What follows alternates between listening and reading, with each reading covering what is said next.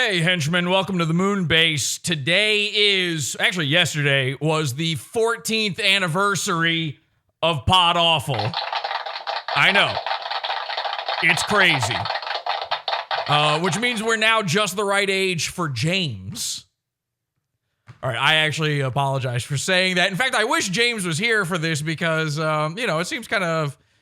it seems uncomfortable that James isn't around for our 14-year anniversary. He was a good fan for a long time until I accidentally called him a pedophile in front of 500 live viewers. The point is, I know what you're thinking, okay? Everybody's going to be sitting there going, 14 years? Really?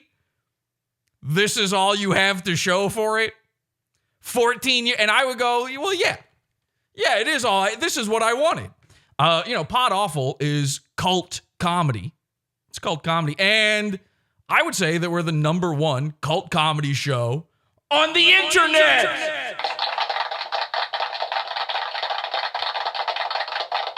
So yeah, this is all I have to show for it. But the critics are right. To some degree, I agree with the critics. I hear you. 14 years is a long time for this to be as far along as I am. And even with the YouTube being deleted and terminated and all the road bumps and everything we've had along the way, I realize that there is something I've been doing wrong this entire time, okay? And I had my wake-up call this past week. I mean, I've always kind of known. I certainly hear the people out there every single day telling me, wow, Jesse, you've been doing this a long time and everyone hates you. You suck. I certainly hear that every single day, and every day it drives a little wedge into my heart where I go, oh yeah? Oh yeah? And I just keep this shit going anyway. But I know, you're right. The critics are right. Everybody, it's a fair criticism. 14 years. Here's the thing though. In my head, I know what the problem is, all right? This past week, we did an episode about Maddox and Dick Masterson and the whole feud and all that stuff between them. And it was actually in our pizza fund behind the paywall. I did about 50 minutes for free for everybody, and a buttload of people signed up for the pizza fund. I mean, like crazy. Like to the point where a normal guy goes, oh, I guess I'm supposed to be talking about the famous people. If you talk about the big, pretty much, here's the thing. The only guy not making money off of the Maddox controversy right now is Maddox. So I don't know. Maybe, just maybe, a normal guy would see that and go, listen, I know that my favorite things to cover are guys like Rufio Fionnix, the Santa Cruz Joker, Hostbusters, But then I see all these people willing to pay we've made thousands more dollars in the pizza fund now as the result of this Maddox controversy. Maybe I should be covering the Dabbleverse. I don't even know what that is. And I regret saying it out loud. It makes me feel bad. But I realize that the guys who say all this stuff, who realize that I haven't made it very far, they've got a point. And maybe I should start thinking about it. Maybe. Here's what a normal guy would do. He would see that people are willing to listen to these big names be talked about, and he would go, you think Dick Masterson isn't going to stretch out this Maddox controversy for the next 6 weeks? Sean! So I see all these people coming to the pizza fund. By the way, brand new names. I know everybody in the pizza fund personally. I see names that I haven't seen in a long time. People signing back up, people upping their pledges. Thank you to everybody who has signed up. It's so incredible. And people weren't signing up just for the particular goons that we were covering either. I'm sure maybe some of them were doing it because it was the anniversary. I don't know. I don't know what everybody's reasoning was behind it. But I see those names. I appreciate it. I thank you. So it makes me realize, well, maybe if I talked about these big name guys, the LolCal Live guys, Ethan Klein, all the people that everyone else is constantly talking about, maybe I'd get more people in. And I think about it like this, 14 years, that's 14 years of not chasing trends, 14 years of not scamming people, 14 years of doing it the way I want to do it. But if I had talked about the big names then I could bring in more people and fool them into listening about the little guys.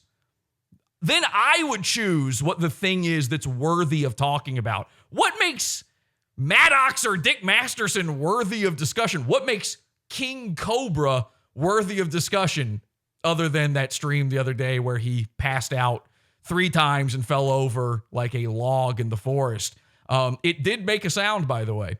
So I don't know. Maybe I've been going about this the wrong way. I think a normal guy would see all of this and say to himself, the cult comedy thing, no good. It's time to lean in. And this episode, the big 14-year anniversary, he'd probably go back to that Maddox and Dick Masterson comedy well. He'd probably be trying to get more people to sign up for his paywall. But this is Podawful. So, ladies and gentlemen, we have the Comedy Shaman on this episode. Hi, Comedy Shaman. How's it going, Jesse? It's good to be here. Happy to be here. Happy to be here. So yeah, this is what we'll be doing. So, all right. Never touch grass. Go theme music. This is Podawful.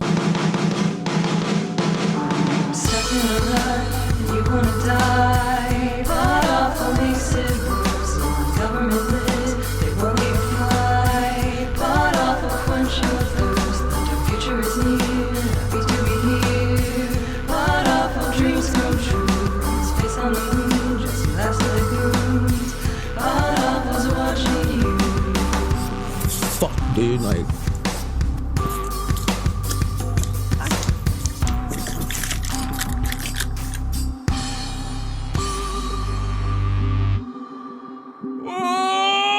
Welcome everybody to Podawful, the program, TV super show.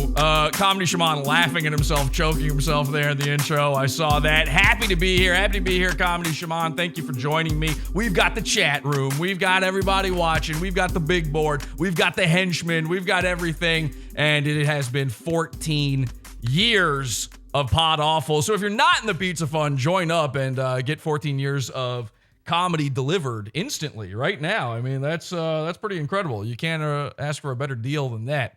Comedy Shaman, thank you for being a part of this. We do appreciate you being here. I hope you're happy to be here. Are you? No, I am, man. It's been a wild ride getting to know you and the Podawful crew. Hell yeah. I don't know how this is all going to turn out, but I'm going to tell you. Can you back off the mic like fucking a fist length here, or else I'm going to be hearing the inside of your throat this entire time, which actually might be a nice place to be. Hey, is this any better? I don't know, man. Anyway, the point is, Comedy Shaman, how did you even come into our life? I mean, I guess you came into our life because you were a massive red bar dipe beast.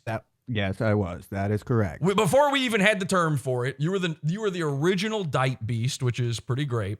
And then, I mean, let's explain to the people what you are. You're a former meth head, right? But you're sober now. Absolutely, 100%. You're a student of comedy, I think would be. Your name is the Comedy of Shaman. And then you're also very into, you're a student of talk radio specifically, I think. Yeah, I prefer talk show style radio or podcast. To me, it's all the same thing. It blends in. I much prefer that over stand-up. We've talked about stand-ups before. Yeah. I just think they're awful. Yeah, they're really bad. Yeah, no. What you do is the art form that I fell in love with, man. And it's the reason I was able to get off meth. So, I mean, I still ladies and gentlemen, fucking meth head. Podawful is the reason he was able to get off of meth. Incredible. I've had some incredible stories shared with me over the past few weeks as we've approached the anniversary here. And actually, hang on, I didn't have this in my docket originally, but if you don't mind indulging me here a little bit, let me see if I can find this. Here's the thing. People have been sharing with me their stories, how they first found Podawful. Wow. I'm trying to find it in my tweets here because I don't want to get any of this story wrong. I wrote out this tweet a while ago, and it was a really incredible, touching story. Maybe if you could fill a little time for me here, Comedy Shaman. You're also an impressionist. You're an amazing impressionist, right? I tried. Can you do something? Can you do amazing. Hank Hill and some of your impressions while I look this one up? All right, I got you. Well, god dang it, I'm watching this show called Podawful tonight, and it's pretty goddamn good. And I can tell you what, man, dangle pot awful free, dangle buff up, no, dangle buff like no. I know, Boomhauer, but I think Jesse's gonna have a good night on his 14th anniversary. Hey, Dad, what are you doing? Well, Bobby, I'm watching a show that's not appropriate for you. What's it called? It's called Podawful. Now, god dang it, you better get Hey to man, your I'm room, still boy. looking. I'm still looking for the tweet, but you don't have to only do King of the Hill ones. You can do. Well, I had to finish the monologue. oh, I okay. was Sorry. doing. Yeah, go ahead. Okay. So let me, Hey, guys, what are you doing? Hey, Cartman, what's up, man? Okay, I found it. Never Yeah, mind. I'm Never mind. I got it. All right. Okay, So, gotcha. thank you though for ladies and gentlemen filling that time. I want to share an incredibly touching story here. I had a fan reach out to me with an extremely touching message, and they said that this was because they knew the anniversary was coming up. And they allowed me to share the story with permission. Okay, so I'm sharing their sentiment. This isn't their exact words. I'm paraphrasing, but it was a woman. Apparently, she's been watching. She and her husband been watching Podawful for years now. Her husband introduced her to the show. And when did you first find out about Podawful, by the way, Comedy Shaman? it was actually through Red Bar, and it was like, I mean, it was like I got the impression from him very similar to Patrick Melton. Go ahead, do the You impression. guys Go ahead and do the impression then. of Red Bar? Well, you said you got an impression from him? No, I didn't mean impression. I'm sorry. I meant I got like an impression in my mind of who you were from Red Bar. Like I got an idea of who. Can you do were an from impression him. of me or? Well, I used to do one, but I put it away since we've been on good terms. I'd like to hear it. Okay, well, I'm Jesse from Podawful, and it's good to see you. See, I put it away because All right. it's Anyway, disrespectful. Anyway, the point is, I put it away. this woman, she was introduced to the show by her husband. I've heard this story a million times, but here's where it's different. Sorry, I'm getting a little choked up about this actually. You're good. Oh man, whew, maybe I shouldn't start the show. This is kind of a bummer, actually. I just realized, like, maybe I shouldn't start the show. I thought there was like a nice way to start it, but you know, a Comedy Shaman. I just wanted to say this before actually I read this. You know, the reason I invited you, I knew this was going to be the anniversary program, and the reason I kind of pushed things back with you is I wanted you on this one. You've just started out your streaming career on YouTube, on Rumble, all this kind of stuff. And I've been sort of, I hope it's okay that I say this. I've been trying to give you a little bit of a lift. I've been trying to help you out with that. If everybody could like and share this show, by the way, because I really want to help out Comedy Shaman with this. And I wanted to tell you this straight to your face. I haven't talked to you about this before, but the reason for that is, and I'm not kidding when I say this, I see a little something of myself in you. Like back when I first started out, I'm thinking back, after 14 years, it's hard not to think nostalgically. It's hard not to think back to when I was younger. How would I have done things different? And I wish I had somebody who would have helped me out,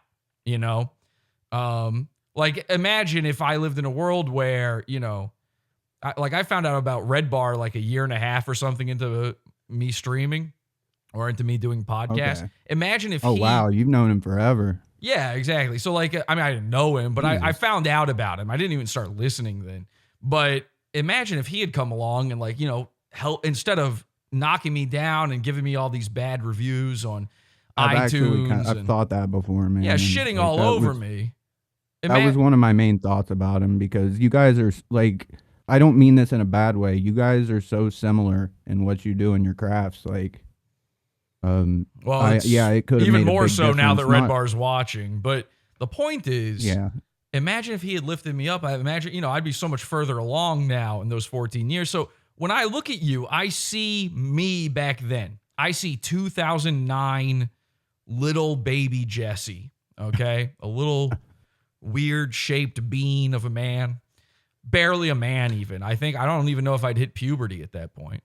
And in fact, photos would show you that I hadn't. And I see you and I go, that there, but for the grace of God. You know, I mean, I haven't had the troubles and experiences you've had, but Yeah, no, I respect that.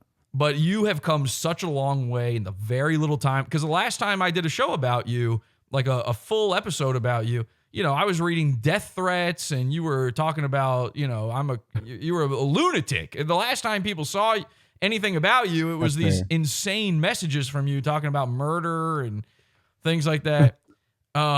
So, you know, you've really, really grown a lot. And I'm not just saying this, man. I want you to really, like, I'm looking you in the eye when I say this. You have changed for the better. And That's a little shocking, but thank you. I honestly, Really. I do salute you. And I just want the best for you, man. For real. This has been weird, I gotta say, but you've been really good ever since. Like, I remember the moment where, don't get me wrong, you were doing your thing, but after I did the show where I just ate shit and I was like, yep, I did all that, and it was pretty shameful, man. Like, I'm not gonna lie, but yeah, doing it was like I was eating shit, and after that show, you changed your tone. You changed the tune you were singing, and you actually started giving me really fucking good advice that I've applied to the show, and it's made a big difference. I've noticed Just that. a- I've 100% yeah, just- noticed all of those changes, everything you've been doing. Yeah, man, and you played a big part in it. Yeah, there's a few other people I've talked to that have really helped a lot, but you really have offered me the guidance, and that fucked me up because, I mean, obviously I had premonitions about you from Red Bar and shit, but like, I've approached you with a caution that I never approached with anybody with in life, and that's what I've kind of realized is it's nothing to do with you, but the caution that I've started to approach you with is the caution I got to have with everybody online. Yeah. And it's not just you. It's every single fucking person I deal with.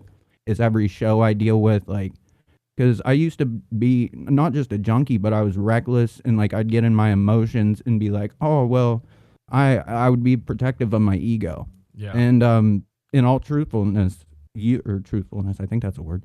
You smashed my ego. Well, this so is brutal. hard. We're doing brutal honesty right now. Yeah, brutal honesty, right? Yeah. The thing that doesn't exist. Here's the thing. I know I joked around with you. I was on a few of your streams, and I joked around one time about how brutal honesty is and thing. But I want you to understand, right now, I am being, because this is, I think I'm just in my feelings because it's the anniversary, but I am being brutally honest about all of this right now. I want you to understand that. I think everybody has moments of brutal honesty. It's just like different people have different amounts of brutal honest moments. Like, Well, and this then is a we all have segment- bullshit. This is a segment we call Brutal Honesty. You also inspired me to create a new segment on my show that I'm going to be adding soon. Wow. And it's called Don't Shoot the Messenger, I where like I it. wite a crazy note to somebody, I love it. and I we love try it. to follow the notes that I write through the show. So All right. Well, it'll- speaking of crazy messages, I should try to boy. read this one because go for it. this meant a lot to me. And please forgive any emotion I might show. I know I've been fucking shat on before about emotion I've shown in shows. The Skylar episode. People loved that episode, by the way, at the time. I got nothing but praise back then, but now you're not allowed to be emotional as an internet guy. So forgive me. So again, this is a woman. I won't say her name. She's been with us for a while now. You've probably heard her name. And her husband introduced her to the show. She said she and her husband would watch together each week and repeat the jokes back to each other from the show. Their favorite goon is the Santa Cruz Joker. And they've been in the Pizza Fund for years. Never missed a month. And thank you. Like, everybody in the Pizza, you make my life possible. This next part was the tough part for me to read. a couple years back now, and I didn't know about this originally, her husband's health began to decline. And first it was like, the small things, being cold, all the time. You've seen like people get sick, they get cold, like cold enough for sweaters in summer.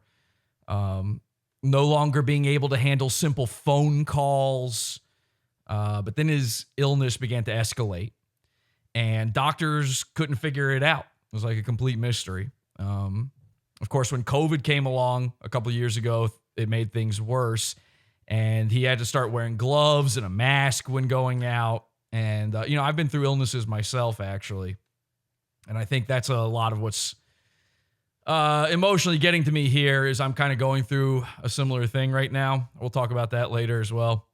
Even long after everyone had decided that, not wearing a mask outside that didn't make any sense, he was still having to do it. And eventually he missed a whole year of work as a result, which, had to hurt his pocketbook.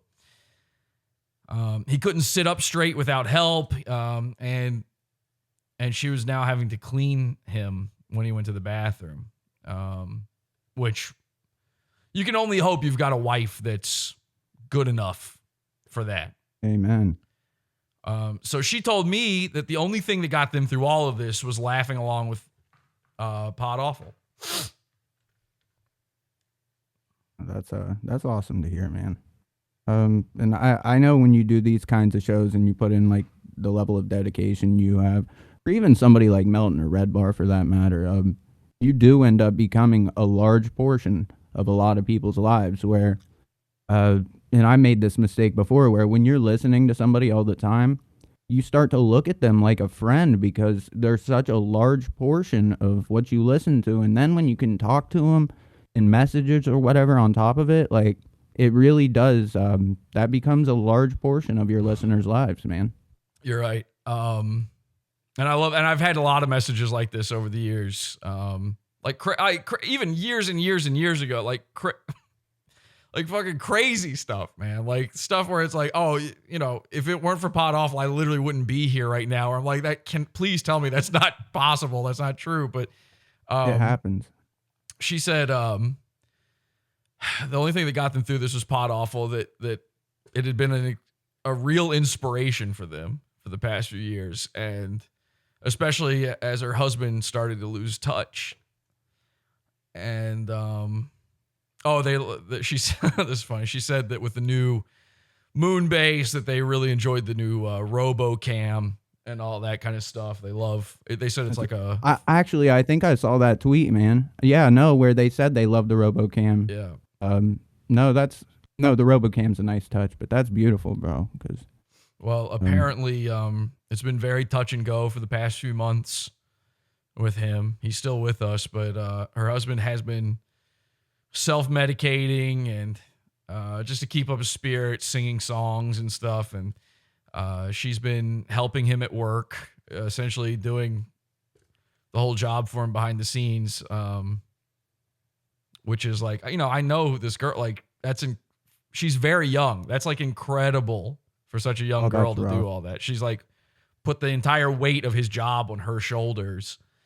Well, you expect that when you get older, but not when you're young. Right. So, and this is what I tweeted about this the other day. So this is what I said. So from the entire Podawful community and all the henchmen, we wish you well in these twilight moments. And to everybody out there, thank you again for joining us for this anniversary show. Please, again, no names here, but send your thoughts to J and M in these trying times. And we love you guys. Truly.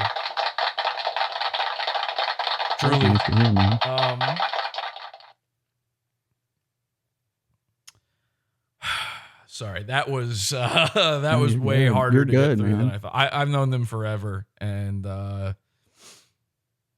yeah. Okay, so let's get into something a little bit more fun. A little bit. You had some stuff you actually wanted to talk about. Actually, yeah, could you do an impression again, just to lighten the mood here a little bit? God dang it, Jesse! You got to get out of your head, boy. Perfect. What the hell are you doing? So sitting there pouting for you yourself? had some things, Jesse Powell, Yes. Pout. You had some things you wanted to go over. What were those? And then we'll get into the real business. Got you. One thing I wanted to talk about was like how weird this whole psychological process has been for me, because like going through this with you and all that, and it was the first video you made about me was such a fucking kill shot, dude, and I really like mean that in the biggest compliment. Thank you. It was such a kill shot that I not only had to not fight it, but I had to sit there and re-examine and be like, if he's take it like a man. I was like, dude, if he's able to get a shot off on me like that, we gotta fucking re-examine. Now, Patrick Melton, he was a little more in his feelings about it, and it was a little weirder because I was a supporter of his when he smashed me. I wasn't like somebody that had sent him a fucking 20-page message that ended up causing a fucking avalanche of shit. Yeah. It was different. I wasn't a fucking junkie when I got to know Patrick. Well, you know, I mean, the thing is like when you sent me all those messages over a year ago, out of nowhere. And out of nowhere for sure, which is always the way Red Bar Dipe Beasts approach me. It's just out of nowhere. Really? It's an avalanche. Yeah, you're not the only one. You think I'm not sitting on a pile of these somewhere? I mean, Hostbusters was one too. I remember that. But the reason I sat on it is like, well, this guy, he doesn't necessarily deserve anything. But then I see now you're trying to stream. Once you become a streamer, once you're like, it's fair game. It's fair game. Then you were putting yourself out there, and you were still trying to call me out. Now, what was the thing with Patrick Melton? No, so I was a supporter of his, man. Nobody Likes Onions, by the way. Patrick Melton's the host of he's the host of a show called Nobody Likes Onions, which is sort of like Red Bar before Red Bar in a way. Yes. He was a large inspiration for Red Bar, and I think he's taken some things from him, but that's fine, man. I mean, in this style of comedy, you're gonna take things from other shows. There's no shame to that, as long as you're not completely copying them, in my opinion. But anyways, what happened with him is I gave him a compliment in one of my emails, and it was a brief compliment, maybe 2 paragraphs, where I said, hey, man, I apologize. I was one of the Red Bar people that was laughing at you because I thought you were just a complete idiot. I didn't realize he was putting on a pretty good show. And so people in chat, by the way, are saying you look good, you look sober and healthy, you don't look loony at all. So, like, okay, that's good to hear. That's awesome, man. But thank you. But no, with him, I hit a sore spot with him, and yeah, they're saying in the chat Mike ripped off Patrick's act, and that a lot of that is true. Yeah, he did to a large degree. But what happened is Mike really did beat him up fucking bad. But here's the counterpoint to that, is that after Mike beat Patrick up, he got a chip on his shoulder, and he became way fucking funny. God dang it, Bobby. God dang it, Bobby. God, I can't do it, man. I don't know. It's one of those things like you don't. Hey, Dad. Is that pretty good? Oh, you can do the Bobby. Oh, okay. That's the one that a lady does, so it's not really great that I can do that one and not the one that a guy does. Well, she doesn't exactly have a feminine voice, you know. Pamela Adlon. Yes, Pamela Adlon. Yeah. She played the girlfriend in Louis. Yeah, she's friends with Louis, the jack-off guy. Mm-hmm. All right, anyway, you were saying about it. Sorry, I didn't mean to interrupt. No, you're good. But no, with Melton, what happened? Oh, I'm sorry. You could hear that? I swear I was practicing that. I thought I hit mute. Oh, my God. No, it's because you're good. That's so it's muted embarrassing. Through the show, I guess. That is so... I'm mad that I can't do it. I cannot... All right, sorry. Go ahead. But no, with Patrick, he ended up getting a chip on his shoulder after Red Bar beat him up, and he became way funnier. Like, so I told him, I was like, dude, after all the Red Bar shit, it's amazing how you bounce back and like you paved something even better. And that compliment pissed him off to the point of where he spent like an hour screaming at me on the show. This was before I was even fucking streaming. So how was that one? Did that work? What are you doing? I was practicing while you were talking. Was it good? It's getting better. I mean, it is getting better. That boy ain't right. All right. Anyway, so did you say the thing you wanted to say about Patrick? Or yeah, I got it out. Was there anything else? I mean, There was one other Oh. point I can go over. Or we I can got go on to the show excited. content if you want. Very excited to see all of this. What'd you say? I said we can go on to the show content if you want. Oh no, sorry. If you had something else, go ahead. Please continue. No, it ain't. It really ain't. I No, was what literally what just. was it? I was gonna talk about ego death. Yeah, yes, I would love that. Okay. So when I took the beating from you, what I was gonna say earlier that I got kind of sidetracked on was that it really made me not just examine my life, but it made me largely dissolve my ego because I realized I had attachments to false visions of fame and delusions of grandeur. So being able to dissolve that ego was a beautiful thing because then, I was able to just make plans and not be attached to any delusions of grandeur or anything like that. So that's all Was I that it? saying. That was the whole thing, or? I mean, pretty much. Yeah, I kind of summarized So it. But yeah, basically, in like so many words, though, like I really did help you. I mean, yes, I'm not arguing against that. Now, did you take over my search results a little bit, but overall you helped me, man. What does that mean? I took so over your search. I don't know what you mean by that. It means if you search for comedy shaman, you're going to find Podawful, which I don't wow. blame you for, is a good move.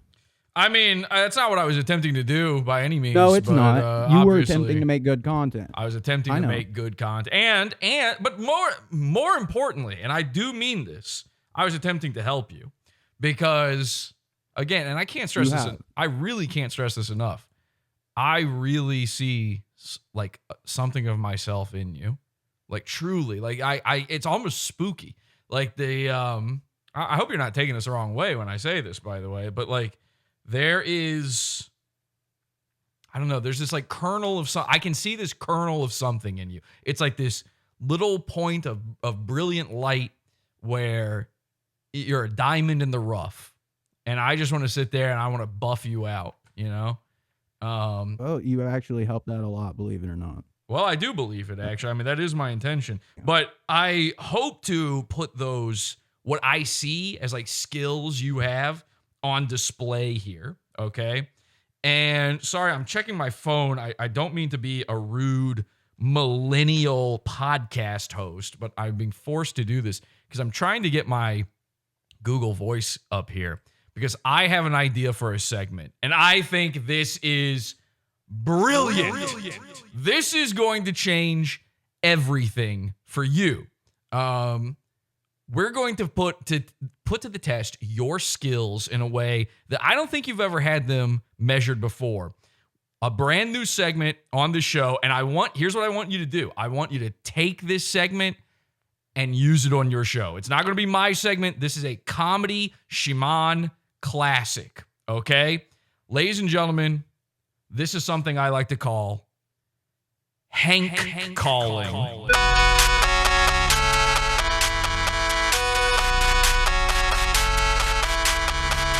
We'll be right back after this.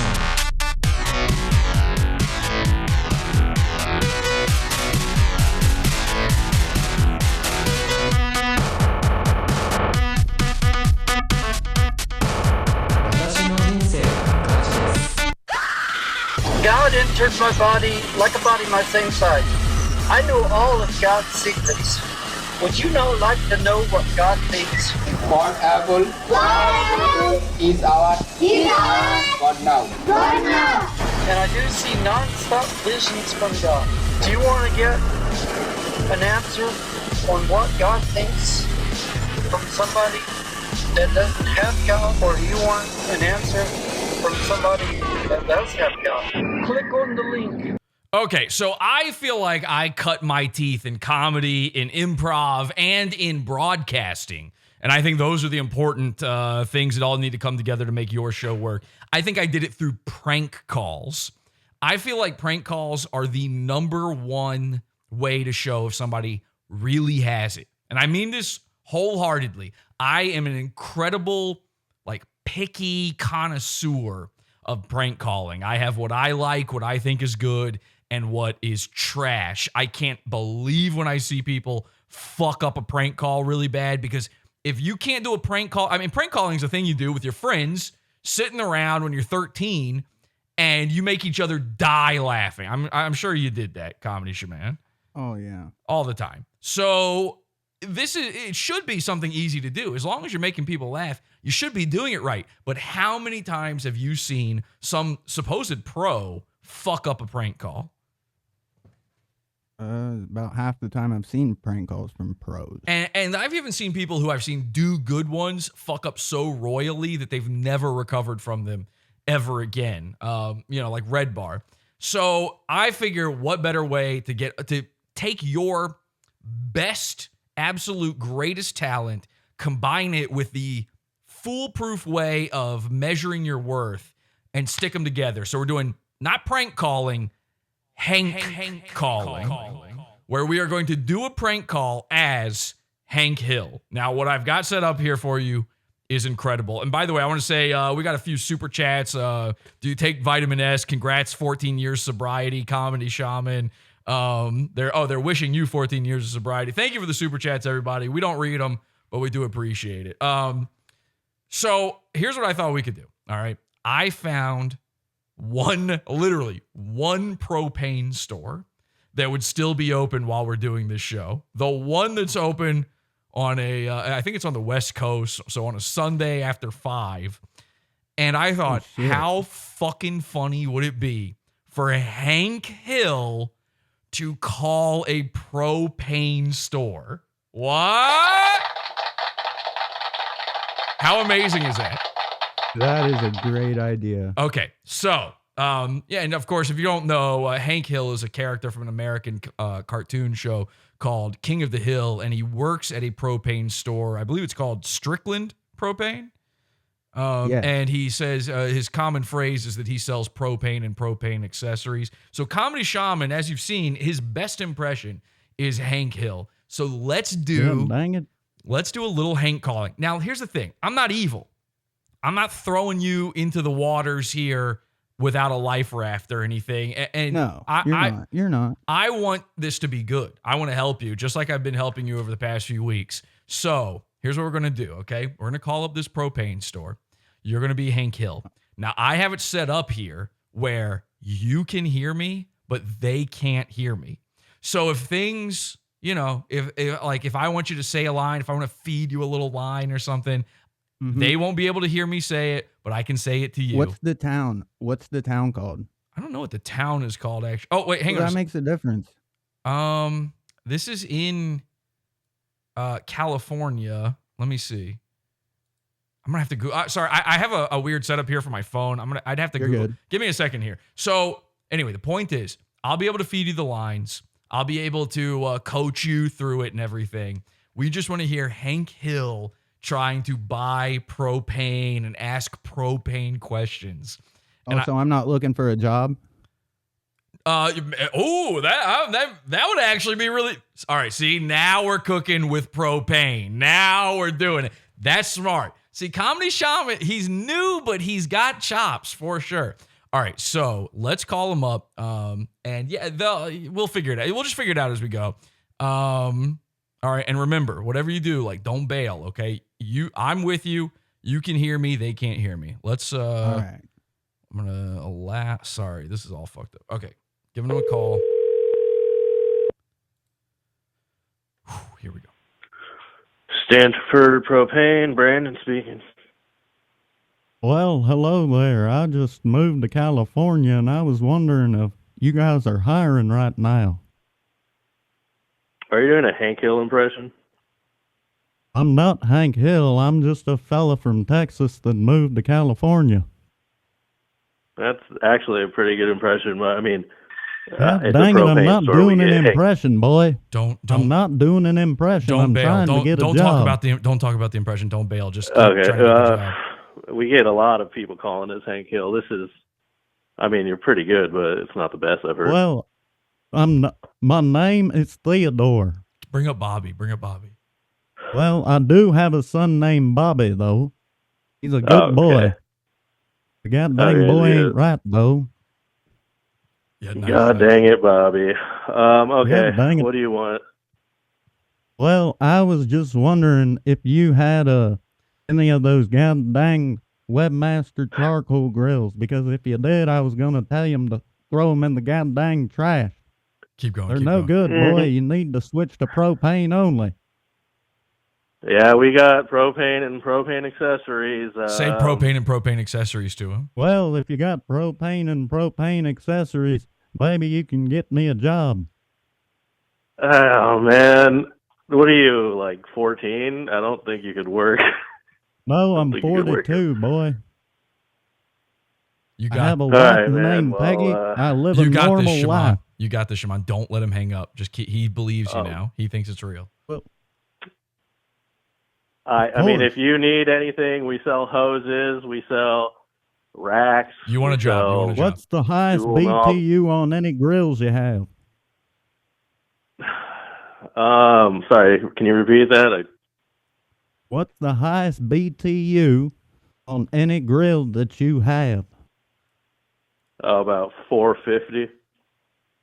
Well, 450 ain't bad for a British thermal unit measurement, I'll tell you what, boy. All right, man. Well, Ask for the I job. got a Ask lot for the of job. stuff. Ask for the job. Well, what do you think about that job now? I'm I showing you don't think clearly my I know a company, lot hires about propane cartoons. and propane accessories. Okay, yeah. Just keep it going as this is long as great. possible. I can hear another person it's telling you to What do keep you it mean? going. I mean, I got my wife Peggy behind me. She's cooking dinner. Your wife is pegging you? Wait, you can hear God me? dang it, what does that mean, boy? Is that one of those weird internet terms you're using? I don't think he can hear me unless there's like headphones. You're lucky we don't have any customers right now. Why am I lucky? my God. I'm looking for a job. What's lucky I don't know about why that? I'm still talking to you. All right, Well, because I'm looking for a job. Are you gonna give me an application or right, not? tell Do I him- need to tell find him- it online? tell him you're gay and you think he sounds handsome. My friend says he thinks you sound handsome. Whoa, what the fuck, That's just dude? because You he can't- picked up the other landline in my house. Okay. Oh my. Okay, yeah, you got a landline. This is Of course Okay, I all do. right, okay. I'm sorry we bothered you. This has been a trick. You have been trolled. Okay. Dude, what the fuck? You just gave me up to him? Like, Well, I'm not gonna tell that him was that going I'm gay, pretty boy. good until that minute. I gotta be honest with you, like, you are co-hosting right now, right? Like, I threw you into the hot seat here to co-host. I am, like, kind of scoring this. That was, like, perfect marks up until the very end. I hate Sorry. bailing on a prank like that. That stinks.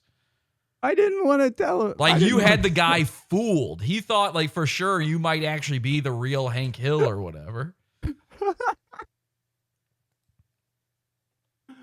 Oh my god. What is so... Why did you tell him I'm gay? Like, if you are gay, you're a character. I'm just me. I was gonna do a Boomhauer voice. like, Okay, for I the know. I friend. think I get what's happening here. I think I fully understand what you're doing, and I don't appreciate it. What am For I those doing? who don't know, the past few times we've talked to Comedy Shaman on his show or in Discord, I asked him a simple hypothetical, okay?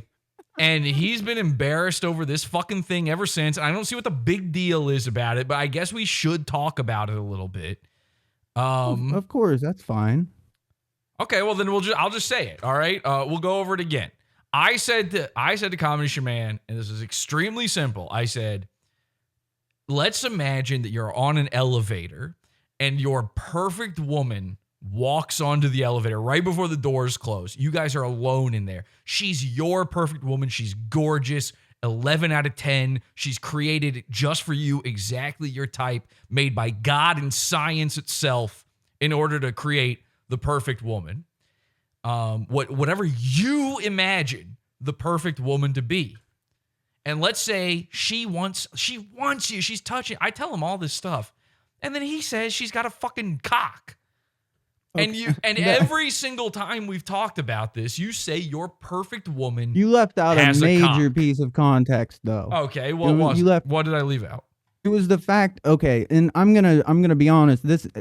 I gotta stop saying that with my show and everything. Be because it's not a brutally good look. honest. Okay, be brutally honest. This is brutal honesty. Here's the reason I said that. But let me give you the context first, and then I'll tell you the reason. First. Okay, the context is that you said because when she walks up.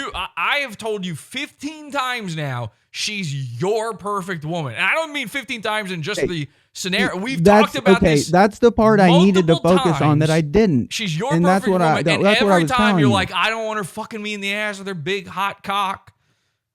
Okay, Jesus Christ. That is not the. That's okay, what you said. You said over and over again that she's got a cock. That is not the. And every time I go, are you that is sure not the she's context, your Jesse. perfect woman? Jesse, How you're could a she have comedy cock guy. if You're she's big on your perfect context. woman? You're a Of comedy course guy. I'm You're big big on context, but I need the people out there to understand the context is that when I say she's your perfect woman, you say that's not the context. She's got a cock. That's not the context, though. And that's what I'm trying to tell you is all right, that's explain the reason it. I didn't explain focus it for the on that. universal audience. Okay, the context was that Jesse says the woman comes up to me, whoever the person is in the hypothetical, and says, "Let's have gay sex." And it's like that part throws me off so bad that I can't even focus on the perfect woman because it's like I think there's a trick coming with it. Which I've said I it a guess million the trick times. is already that I was the dumbass. Perfect woman. I was the dumbass. Her tits are exactly the way you want them. Her butt. If you're a butt guy, she's got legs for days. She's beautiful. Her face. She's the race you prefer. If you're into racial play, she's into that too. And she puts her finger on your chest and she leans in real close and she says, "Let's have gay sex." Yes, thank you. Thank you for adding You're welcome, but that's what makes it a hypothetical, okay? Obviously a woman could. Yes, and that piece of context I feel like is important to understand my every alarm. single time you said, "No, I won't have sex with my perfect woman." And every single time I say why, and you say because she's got a cock. Yes. That is exactly what I said. Why does your perfect woman have a cock? Because I assume if she's saying that to me when she walks up, that means she has male genitalia. Why would your perfect woman have male genitalia? Dude! Because we've entered a conundrum. Is this because of is this the crying game thing again? That's it brought it. Yes, it is. This. I thought we had completely solved this. I didn't realize how much trauma was associated, Jesse. Why are you I mean, like, I'll joke about it, but dude, I'm legitimately worried. And if this is like your way of getting back to me is telling some propane guy that I'm gay. No, for Jesus. him, that's not going to erase the fact that 100 times now you've told me your perfect woman has a cock. Listen, all right, we should just be clear about this. Comedy Shaman was like essentially raped by the movie The Crying Game. Yeah, pretty much. And when I was like 14. If you've never seen it, spoiler alert, if you've never seen it, what happens in the Crying Game? Okay, so there's this chick that this dude goes to hook up with after like a whole long story, and then she pulls her pants down and you see she's just got a fucking cock and you're staring right at it in the middle of the movie. And she was a guy the whole time. And my buddy played it for me as a prank. You were watching this with a friend as a child. Dude, it was his idea of a prank. We're not friends anymore. Yeah, well, okay. I don't think it's much of an idea of a prank to tell the propane guy I'm gay for him. How is that a fucking prank? How's it? Okay, fair enough. I'm sorry. It's kind of fucking bullshit. And so I feel like this is all because I fucked up. I apologize. I truly feel like this is because you kept saying that your perfect woman has a cock.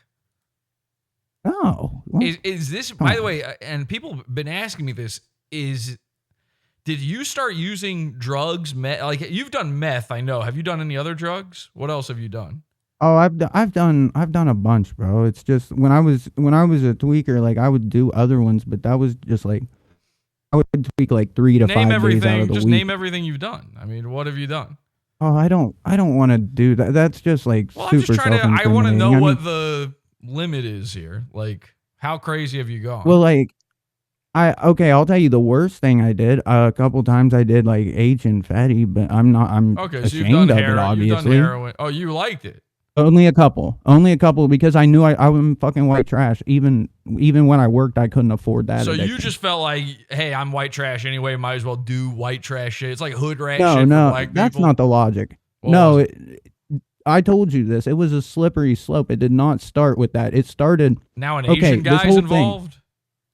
Listen, I'm going to tell you how it all started. It started with me practicing basketball down at the basketball court one day when I was in college. And I went down. And a couple of I was trying guys to, that were up to no good started making trouble in your neighborhood. but no, I tried to dunk, and I couldn't really dunk that well, but I could squeak one out sometimes, and I missed a dunk. Like a fart? I was hanging on the rim, and I slipped, and I ended up going into a spiral and stuck my arm out and just snapped it straight backwards. Oh, and so I ended up getting God. a big prescription of Oxy. So you taking drugs, because this is what people have been asking me. You taking drugs has nothing to do with the crying game. No, it doesn't. Okay, because people have been wondering that. Somebody in chat even said, is that a real movie? Like, they can't believe that's a real movie. Yeah, that's a real movie. It's a real movie. Fucked up. Comedy Shaman's seen it 1,000,000 times, and he hates it.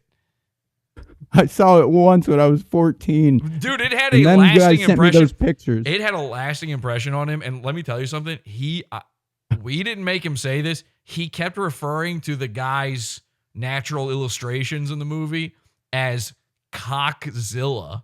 Like, I remembered it being a lot bigger as a child. It's the king of until you guys sent me the pictures. It's the king of all cocks is what's going on in your And head. then you guys sent me the pictures, and I realized, That's the number now one that I'm an cock adult, I've it's ever not. seen. It's the best, hottest, number one, biggest. I did the outro of the show for some reason. It's the number one cock of all time is what's going on in your head.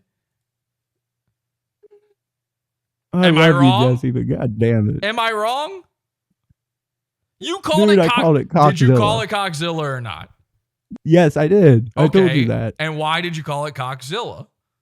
Because as a child, I remembered it being huge. Oh, man, please stop saying as a child. I remember the cock. But that's being the huge. context. Please, dude. All right. This is fucked up. All right. Either way, none of this is an excuse for what you did during that prank call. No, so no, I'm it's kind of not. glad. I'm kind of glad I set this up then, because I've got something here for you. All right. I've got a game. You've had so much trouble trying to determine whether or not you're into cocks, whether you're perfect woman, whether you're a perfect woman would have one or not. It's just nightmares. It's just nightmares. I've set up a game for you. Okay. Oh boy. And it's called trans spotting. Oh, okay. That's actually pretty funny. All right. Now, what it is, here's how it's going to work. All right. This is trans spotting. Let me see if I can full screen you. Maybe not. You should be able to see this just fine. Now, the way this is going to work, trans spot. You ever see the movie Train Spotting?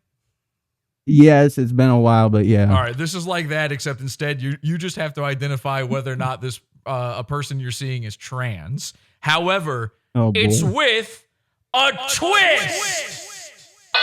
Of course it is. All right. Here's how it works. Now, you, of course, you've been fucked up on meth. You've been fucked up on Fenty, you said. You've been fucked up on Unfortunately. H. You've been on H. You've been on MDMA. You've been on DVDA. You've been on C3PO. ABC, GFE. You've done them all, right? HIJKLMNOP. So here's how this one's going to work. Images will flash on screen of different people. Some of them may be male, some of them female, some may be trans, some not. Now, during all of this, though, you'll be experiencing a bad trip, man. You're on some H, and it's a bad trip. So it's distorting your view a little bit. Every time you see a person pop up on screen, you have to say whether or not you think they're trans, okay? So here's what you need to say. And this is lightning round stuff. This is as quick as possible. Oh, boy. So it's either trans, not trans. Those are your only options. Oh, boy. Okay? Trans or not trans. Now, say it God loud. Damn you, Jesse. Say the answers loud. Say them proud. And when you're ready, give me the sign. All right, you go ahead. And here we go. That That was it. You got to do it. Trans or not trans. Okay. That was your first one. That was not trans. Okay, it's lightning round. I'm writing down your answers as we go. We'll score it at the end, okay? So you got to I'm going to keep playing it. You got to keep going. We'll start again so you've got the, different images are going to be popping up here. So you got to be ready. Here we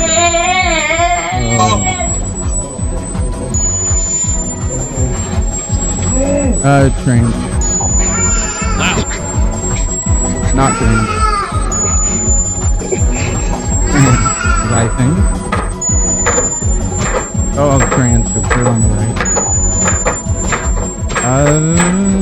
Trans. HIV binds to which receptor on the host lymphocyte? Which receptor is that? Meth. Not trans. Oh, trans. CD4. Oh, Jesus, Buck Angel. I got to be honest. I can't hear any of your responses to any of What? these. I'm gonna Yes, you can. No, I can't. Nobody's been able to hear. So let's try. All right, we're going to try one more time. We didn't go all the way through it yet, okay? So I want to make sure I've got all your answers here correct. Here we go. All right, every time you see someone pop up, trans or not trans. Ready? Here we go. Yeah. Not trans. Loud. Trans. Or not trans. Or not trans. No. I don't know what the trans. I don't know. Trans on the right, not trans on the left. Trans. Question number 2. HIV Not binds trans. to which receptor on the host lymphocyte? Which Meth. receptor is that? Not trans. CD4. Buck Angel, so not trans. CD4 is the right answer! Trans. Better than sex, Prince. Trans on the right, not trans on the left. The ultimate hit. Not trans, just weird. Fucking adult, I can find it for myself. Trans. Sorry, trans. Find it in my right. Oh, for sure, trans. Not trans. Loud and proud. Meth. Meth. Meth. Meth. Meth. Is he guilty Meth. or not guilty? Jeez. Oh, come on. Is that did you really have to put that one in there?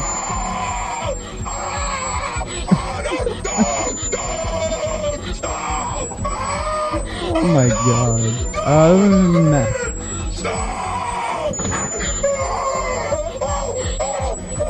Meth. Meth. Not trans. Well, now a lot of your answers were just the word meth. Yeah. Were you I think that's an appropriate answer. Were you just having cravings, or why would you No, just keep saying the meth? person was clearly a meth head or something. Sometimes you just said meth and there wasn't even a person on screen. It didn't make any sense. All right, well, whatever. No, when there was meth on screen. Okay, well, all right. We are now tabulating the results. Ladies and gentlemen, we are tabulating the results. Did I get above 30%? Well, we're going to have to find that out. That's the goal. That's the goal. Several of them you just answered meth to, which isn't an answer. So those are bad scores. Several of them you got wrong. Two of those were Jules from Red Bar, and you said both of them were trans. That's hilarious. I Holy think shit. one of them you jokingly said trans to, even though you knew it was. I really didn't even know it was Jules, man. One of them I didn't even realize. No, it. one of them was Mill Hip, and you said trans, but I think you were just joking. But actually, that was a joke. But that was right. a joke. One of them you just said, "Oh, come on, why'd you have to put this one in there?" Because you know what that one was. What was it? It was trans, obviously. It was the fucking crying games thing. So you're going trans on that? No, that's technically not trans. You're right. You're not. You're sorry, right. but I have to take your first answer. You did say trans, so that is unfortunately the crying game trans is actually just a gay guy. He's just a feminine guy that they hired for the part. Not a trans. You actually got almost every single one of them wrong. So, unfortunately, You win some, or if you're a comedy shaman, you lose them all. Unfortunately, that does mean that very likely, if your perfect woman came on an elevator with you and had a cock by mistake somehow, your perfect woman had a cock, you would probably fuck her. All right, so Don't judge. Don't judge. And we don't judge, ladies and gentlemen. We never judge here. We'll be right back after this.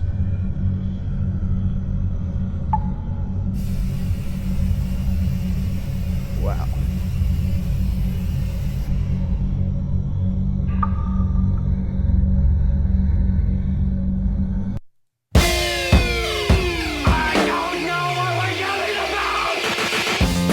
Support the show. Join the Pizza Fund. Podawful. Pizza.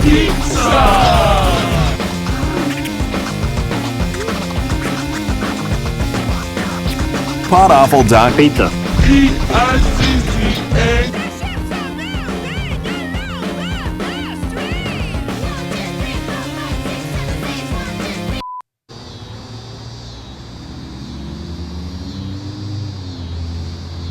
Okay, we're back. Comedy Shaman. So many people have been joining that pizza fund, and I think we might have a little bit of pod after show after this one. I'll let you go for that part, but I'm really enjoying you being on. I think you are doing a great job, so I just wanted you to know that. And I want you to know, all those images, all that psychedelia going on, all of those pictures of meth and stuff. I hope that didn't trigger anything inside you. You're good, bro. You're good. All right, man. And the reason I say that, I guess you probably know this about me, but I don't do drugs, right? Like we've talked about it. Yeah, I've never done a drug. I find that a little crazy because you do seem like a guy that's experimented with drugs, but no, it's pretty. You've been adamant that you haven't, and I believe you. I wanted to. This is another part of brutal honesty. Is I wanted to get real with you about this. Is you say I seem like the kind of guy who's I have actually experimented with drugs. Now, I've always said I've never done drugs, but that's not from lack of trying. I wanted to really talk to you about, again, we're having fun on this episode, but we're talking some real shit too. Like, that's podcasting, man. Like, I like to talk about real shit too. You have been very open with your story, with me, about everything that happened with you. Of course, in those in those crazy the messages that you sent, the story of like your sorry, this is hard for me to say, the story of your friend and his family and what they say about you and all that kind of stuff. It is what it is. Have you talked about that openly before, or? A little bit. I mentioned it a little bit on my show, but it was just that. It was a misunderstanding. I really do believe. And he died though. Yes, yeah, he died, and I was selling weed at the time, and so I ended up. They thought he got the shit from me, and I didn't. It was laced. It was it was all laced out. I really feel for his family, because when you lose a child, man. Right. There's no harder pain. Easy. There's no worse pain. I can't imagine.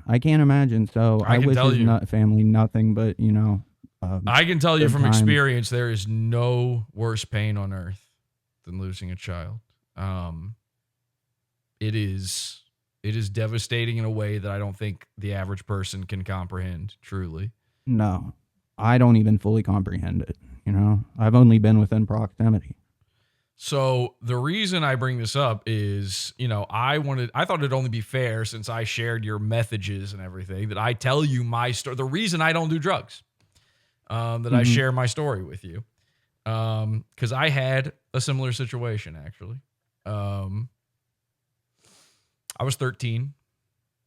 My best friend was a guy called Justin. People have heard me tell stories about Justin before on the show, and I don't have too many because there's only but so many, really. But we were that age, right when you start experimenting with these things. And Justin had an older brother. I won't say his name, but he had an older brother that was kind of a bad influence, and I'd always kept away from him.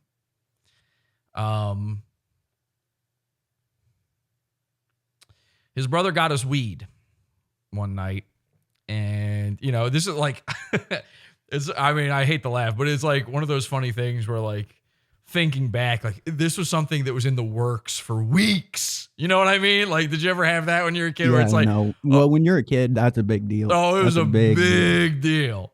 So we yeah. we Like, had you look this forward for a month to it. Oh yeah. We were talking about how we're gonna do it, where are we gonna do it, when we gotta wait for your parents to. It's the whole thing.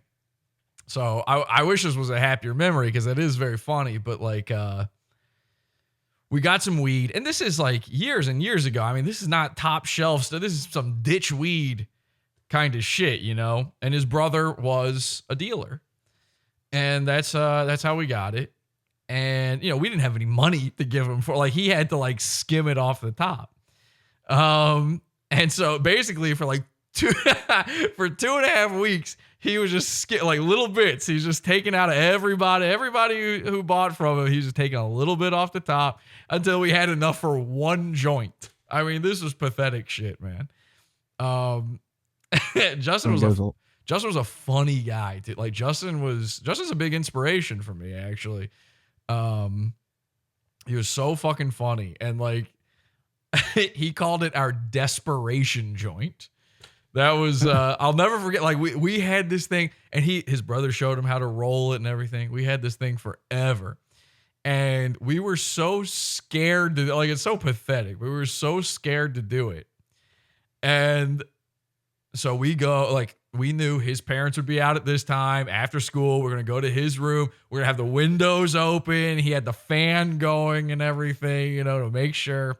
And I don't know why we're going to all this. Like, his brother was smoking weed in the house. There's no way. They would have just blamed his brother. But we were so careful about everything. I grew up in, you know, I'm not the product of divorce. I grew up 2 parents and a nice, happy childhood. I shouldn't have been doing stuff. Like, this is not me at all. And I felt like imposter syndrome the whole time this was going on. And I was terrified. I mean, I was so scared. I thought, like, oh, the second you light it, like, the cops are going to knock on the door. You know, like, you just instantly think of the worst shit. Like, I'm going to end up in the hospital or something, right? So I'm like, and Justin's never done it, despite his brother. Justin never done it before either. Neither of us had ever had a sip of alcohol, nothing. So this was like it, man. We're going for it. And Justin like hands it to me because neither of us want to be the first guy to do it. Then you're the one who's in the most trouble. You're the first guy to do it.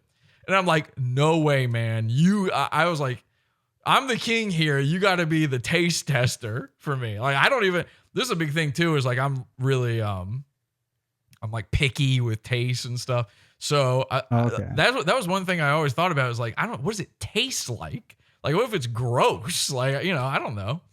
So I handed him the joint. I made him smoke it first.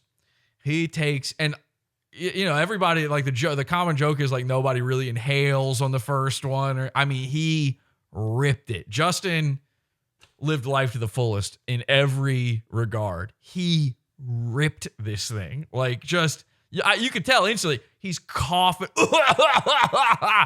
And of course you see that as a kid and you're like, why would I'm supposed to do this now? So I take the joint. I'm about to hit it. And these coughs are getting crazy from Justin.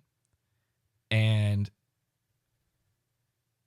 right as I'm like about to put joint to lips, he lets out this blood curdling cough. I mean, there was blood. He coughed out blood. Oh, shit. Now, to this day, I don't know exactly. I don't think it was laced with anything. I think what ended up happening was that there was glass in the joint. Again, his brother rolled it, so we don't know for sure. And of course, his brother didn't get the blame. His brother, the weed dealer, didn't get any of the blame for any of this. His family always blamed me. Well, do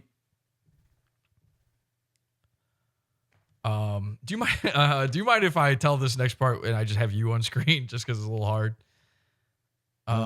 Do what you got to do. So I'm about to take a puff of the joint, and I see him cough this blood. You know, he'd been coughing the whole time, but we just thought that was normal. He coughs this blood, and he's like, dude. And he shows it to me. But when he says dude, it's like dude, you know, I mean, it's like really raspy. And I'm scared out of my mind. He's coughing out blood just constantly. And I'm sorry, I feel bad for putting you on screen for this. No, you're good, man. You're good. He is coughing. He's like keeled over, like doubled over in pain. And he's like, he's like, I'll never forget this. He's scratching at his chest as if he's like trying to scratch his lungs. And I'm like, you know, I'm thinking like, is this what weed does? And I'm such a fucking little pussy. I was too scared to call the cops or an ambulance or anything.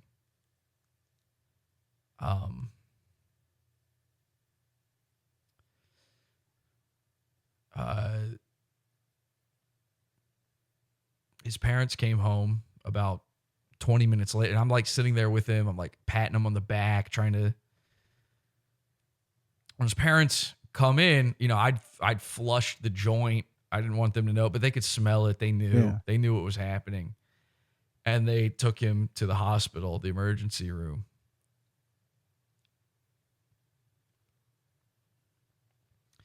And he didn't pass away until 2 days later, but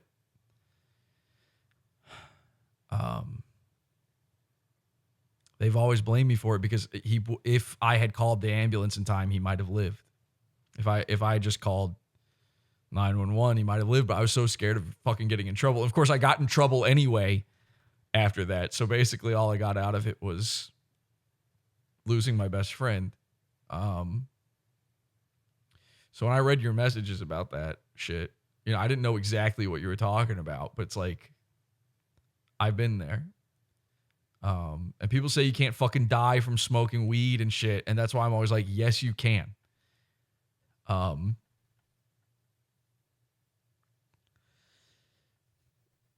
Basically, That's an insane story, man. It's wild. You don't know what was in it? To this day, we don't know. I again, like the rumor was glass or something. Apparently one of his brothers sold weed to someone else and a similar thing happened, but they fucking survived.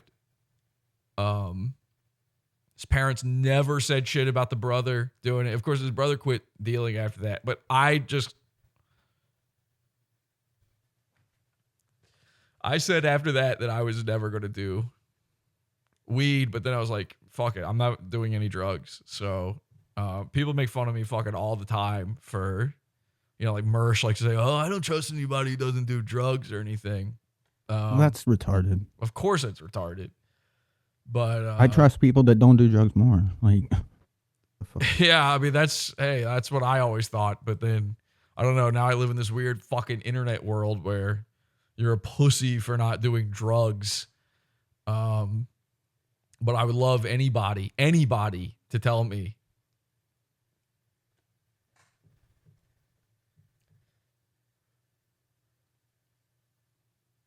Oh, I mean, look, man, I'm going to tell you, ever since I entered this internet world, I've realized everything's pretty fucking upside down for the most part.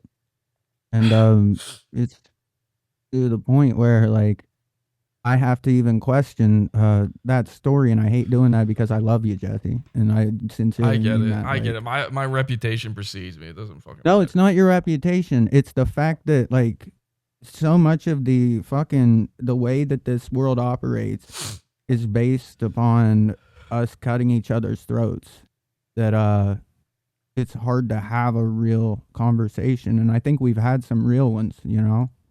And so that's what I'm saying. Like, I've learned to humble myself to this process because at the end of the day, you're the fucking master, dude. I'm learning from you.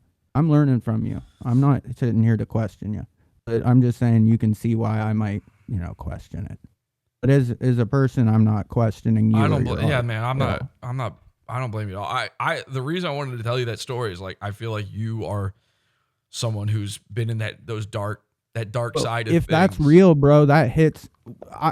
Dude, that hit like that. If that's real, it hits a spot that I can't even explain. So like, that's what I'm saying. Like, I have to live in the world where that's both real and both not, and that's what this internet world is. That's what I'm coming to realize. Man. You know. I'm sorry. It's no, like, that's not. I'm you. literally that's telling not you. That's the environment we're in. I'm literally telling. One, I'm fucking. Fuck, man. I'm in my feelings because of like just the anniversary and shit. Jesse, listen, I love you, bro. Like, Thank for you, real, man. you've I love helped you me too. so much in terms of becoming a better artist. That, you know, whatever comes out of this, I'm always going to appreciate everything that you fucking sharpened my skills up. Like, you're saying you wanted to polish me. That wasn't bullshit. You've really polished me. You've really fucking polished me, dude. I definitely do. So, you know, any hesitations I have, it's not ever you, it's the world. It's the internet world we're in, man, because the world's changing rapidly right in front of our eyes, and it seems like people like you especially are at the forefront of it. Fuck. I'm sorry. I've worked myself up. Do you mind if I just take care of this for a second? You just like kind of do what you got to do, hold the ship down, man. All right. Oh, he's leaving me here, and I don't know what he's going to do, but it has been a wild ride with Podawful, folks. I'm telling you, I had no idea that Jesse was doing a great program over here. I had no idea, not even the slightest clue. Hopefully he's good right now, but yeah, it's crazy because I really had this arrogance to myself that I thought I was going to be something special coming right in for the longest time. And any arrogance that I had left when I finally came in, Jesse squashed that shit for me. And I can't even be upset about that. Oh come on, Jesse. Back soon. Okay, fuck. What else should I go on about? Well, if I'm going to hold this down for a minute. Okay, I was watching some Podawful Season X clips, and I think it was Ange that put those up, or I think I got that right. And it really amazed me that not just the production that he'd put in at that point, but how far Jesse goes with these storylines with people. And hopefully it doesn't get too fucking crazy with me, you know what I'm saying? Like, but yeah, Rufio Phoenix, my God. I guess that's somebody you guys follow regularly. Holy shit. You guys really found a gem with Rufio. I'm going to call the cops on you guys. And I swear to God, if you guys don't stop, I'm going to file a cease and desist. That's amazing. The tizzy you guys got him worked up into. He's been doing it for years, too. That's pretty fucking wild.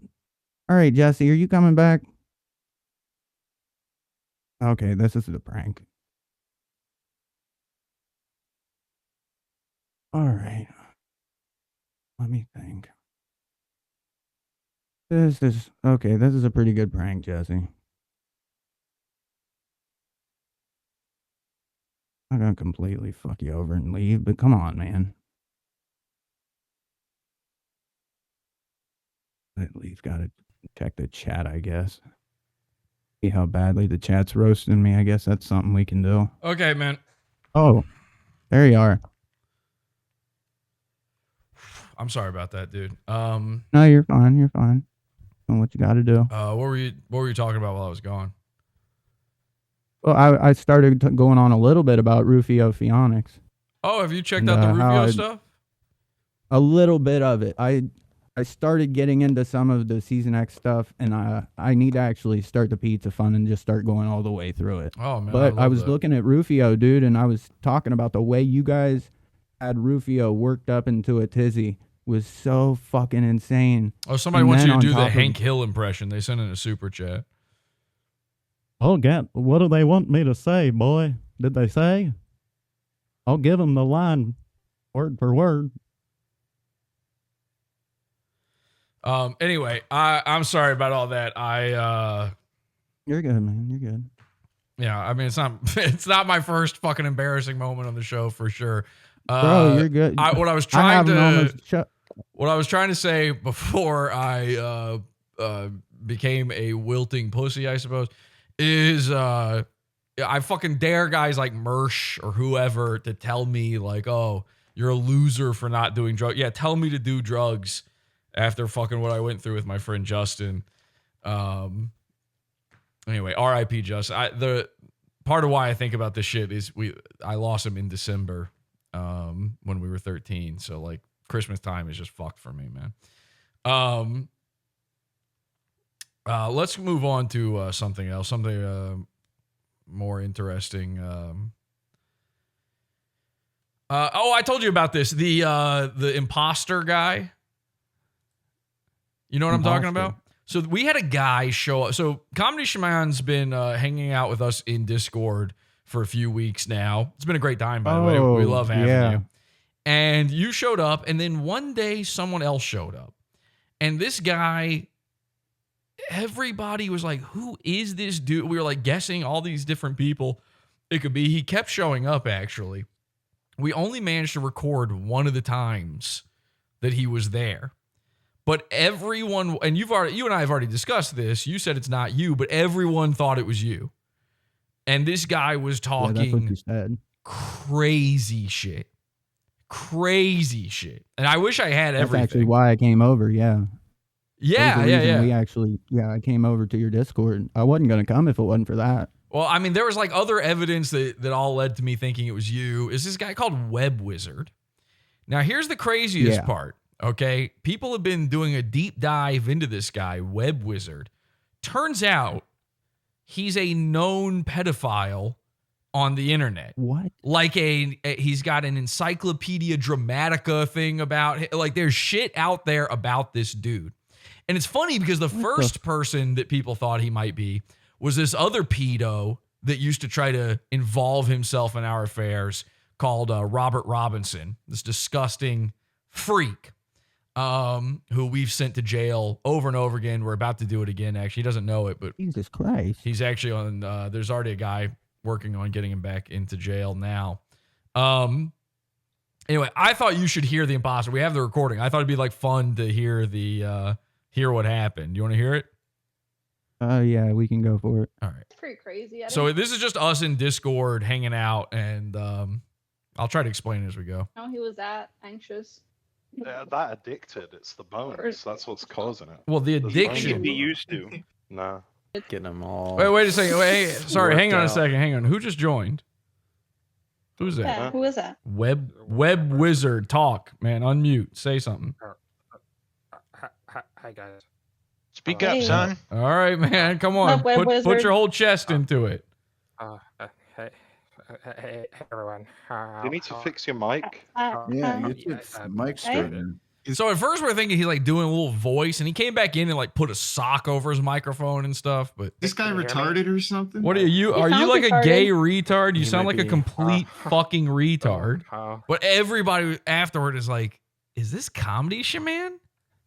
He's just like breathing into the microphone. The boy ain't right. I guess I can see why you'd think it.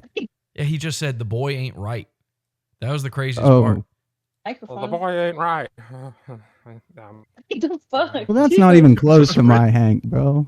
I mean, I see why you said that. It does sound like somebody. It was weird timing, but listen to this. Listen to this. Wait a I second. can hear you fine. Why aren't you talking? Unfortunately, Yeah. we can hear you. Just... Who are you? Okay, I'm just a fan. Sound anxious. God, this is so annoying. No, I think he's just nervous. Am I crazy? Does Okay, this... fine. I'll give it a chance. How'd you find out about Jesse? What's the deal? That's Tom Gully. Tom Gully's hanging out in Discord. Got a favorite goon? The one you guys were just talking about. Okay, I can see why. It's like me, but with a way weaker voice. He sounds exactly like you trying to like hide that it's you. You know what I mean? Yeah, I can see. Exactly. Okay, that makes sense. There's something not right going on. Do we know you by another name or something? From like a server? And it's like right here that I start figuring out because he's making like Hank noises and stuff. Yeah, okay, I got you. You know what I mean? that sounds familiar. Mm-hmm. Is this one of those NLO guys? Are you doing a voice? Dabbleverse? Easy. My impression. Your Well, you're making a bad impression right now, mate. So now he's talking about impressions. Got him. That's the impression that I get. Like, it's weird, you know, when Listen, yeah. someone's new and they're just listening and they're being a creep. Tell us about yourself.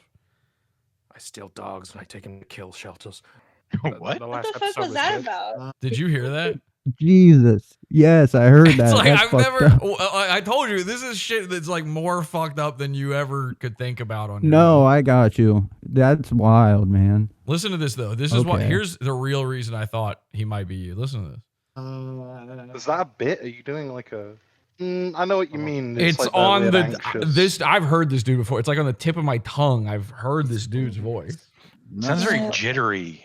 Sounds like he's gonna cry. At Oh, yeah. The jitteriness, too. Jittery, Okay, on the I got verge of you. tears. I'm clicking through his On profile the right verge now. of Hang on, I'm gonna deafen him for a Wait. second. Hang on. All right, now this is it. All right, so so he can't hear us talking now because I'm going through his profile. I'm clicking through his profile right now, and there's only 2 servers that we have in common, other than this one. Hello? And it's the Comedy Shaman one and the Spurgtopia Yep. one.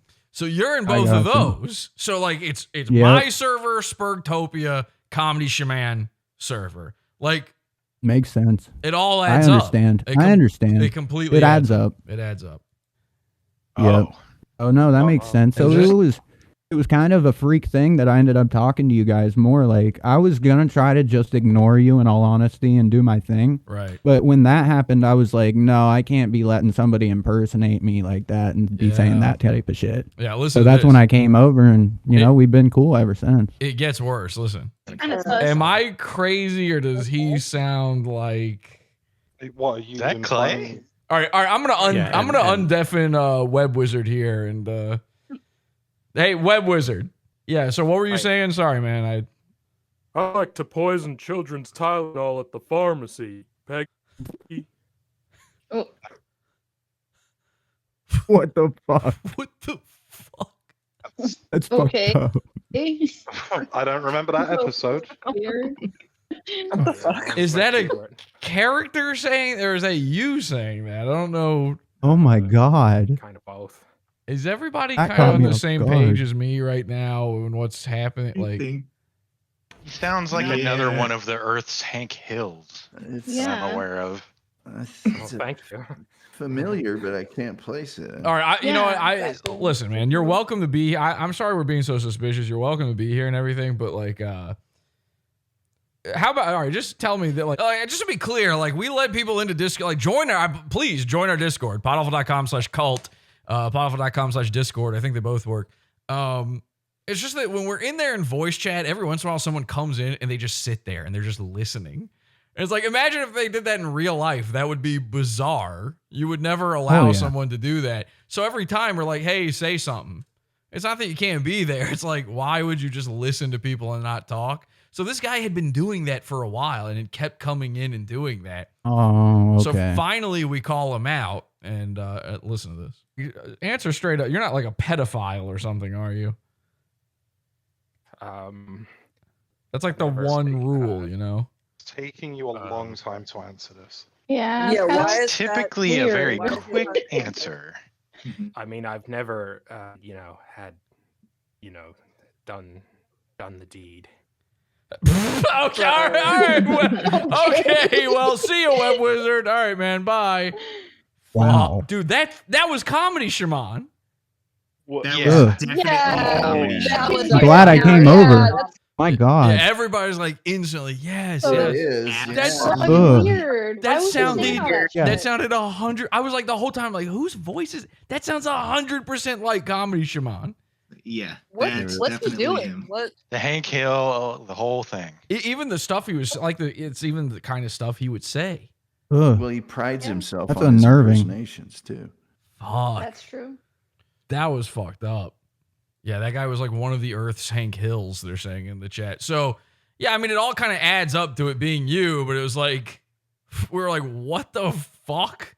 and the shit he was That's saying. nuts, man. And then we looked up the account, and it's like he's this known, paranormal pedo guy. So Wow.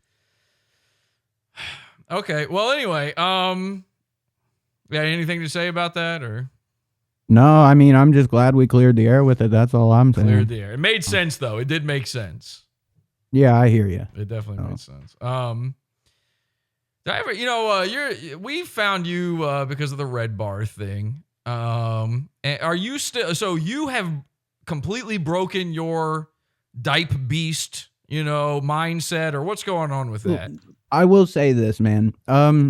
I will probably join Scars again just to download like season 14 to 19, but I'm not going to be watching regularly uploaded episodes anymore because it's been over a year since he's made me laugh hard. Like, the show's in a decline, in my opinion. Yeah. And I'll tell you what I think started this. I don't know if you followed it closely, but in season 19, he was fucking with Sam Tripoli really hard, and it was funny. And he sang this song about Sam Tripoli's kids, where he sang "Tears in Heaven" by Clapton, except he sang "These kids don't belong on Earth." And Tripoli got so mad that he went and found Mike's address and knocked on his door. Yeah, I got blamed for that. By the way, somehow people thought I was the one who gave him the address. I don't even know Sam Tripoli. But No, well, he's got a whole group of people that are upset with him that want to fucking see him downfall. But no, he hasn't been the same ever since Tripoli knocked, and I really think that scared the shit out of him because that was when he went into that year hiatus, and he didn't come back for a long time. And then when he came back, the it's show actually was funny. Like you mentioned this, him scared as shit. I've never told this story, but I met him, right? Like Yeah, I've seen the picture. Right. So I was, for people who don't know, I was on the episode of the Gavin McInnes show that he hosted in New York City. Mhm. And my co-host, David Ray Martinez, played fake Dante Nero. Yes, I've seen it. That's hilarious. I've told a little bit of this story. In fact, I think I told it to his audience one time to some degree, but I never gave the full explanation of this. I was there for the whole show. I was the one who set up the fake Dante thing. I literally drew the tattoos on him and made the costume and gave him all the jokes and stuff to say. And Mike and I sat there in the green room at Kumia's studio. This was at Anthony Kumia's place. And we, came up. Okay. Yeah, we were coming up with some of these ideas. But when I first got there, first of all, first thing I got to say is like, Mike David, small guy. And this was before his disease or whatever, frail, small guy, like shockingly so. Looked like a little kid in his dad's suit. And I've told this before. He's about what, 5'6"? I mean, in shoes, 5'7". I'll say it that way. He was wearing these like Italian loafer, like these Italian dress shoes that with a heel this thick. It's not bullshit. Okay. It's not bullshit. I said this back then when we were still cool, by the way. So like, I'm not changing my story because now he's the diaper man or whatever. Like this has always been what I said. And I've told this before too. Like one of the craziest, but like Mike Star of David, one of the craziest, most, not to be anti-Semitic, but one of the most Jewish moves I've ever seen is he bought the suit he wore on there. It's like this nice blue suit or something. Maybe it was salmon. I can't. He hosted twice. I don't remember which time. I think it was the blue suit time that I was there with him. I remember a blue suit. And he had bought it just before coming there. And then at the end of it, he told me he's going, like I think David, my co-host, said like, do you want to go hang out or something to like, just trying to be nice. I didn't say it. And he was like, no, I've got to go return this suit. I've got to go. Oh my God. I'm not kidding. He bought a suit and returned it. Within 2 hours. I've never seen it before. That's amazing. Here's the craziest thing, though. This has to do with you bringing up the him being scared of Sam Tripoli. Mike's always been a real scared guy. Like definition keyboard warrior. I hate that phrase because I think usually it's not true. It is so, and of course it is true about him. He's tiny and frail. He's like, he couldn't defend himself to save his life. And, you know, he never goes out. He never does anything. And you could tell, you know, he was there alone. He had no posse with him. He had no friends with him or anything. So when I met him, he was sitting there in the green room. I couldn't believe it when I saw it. It was like seeing a cartoon character in real life, you know? And yeah, that would be weird. the first thing I noticed is he's got in his jacket pocket this pill bottle, and he is pouring pills into his hand, like handfuls of pills, taking them. This is pre-disease. But it was Adderall. It wasn't. I know what Adderall looks like. This was not Adderall. This was like cartoon pills where like half is red, half is white, like giant. I don't know what they were. It wasn't Adderall. It definitely wasn't Adderall. I mean, I asked him because I was like, at a certain, he kept doing it. Like he was going like, look. And I said to him at a certain point, I'm like, hey man, I'm not trying to pry or anything, but are you all right? Like taking a lot of pills there. And he said, oh, this is for anxiety. It's for anxiety. Oh, no, he didn't. Yes, he did. He was so scared to do that episode. No, he didn't. Now listen, it was a big opportunity. He's at Kumi's studio. He's hosting Gavin's show. He's getting to do all these funny, I think it was a very funny episode, by the way. Jesse, do you know why that's such a brutal accusation against him? Why? Because he has a history of going after all of these guys that do Xanax. Like, he has a real history of attacking people over Xanax usage specifically. I think he's been abusing it for years, but you You're know, probably right. Again, as a non-drug guy, like I don't see these signs and everything. Like I'm naive, right?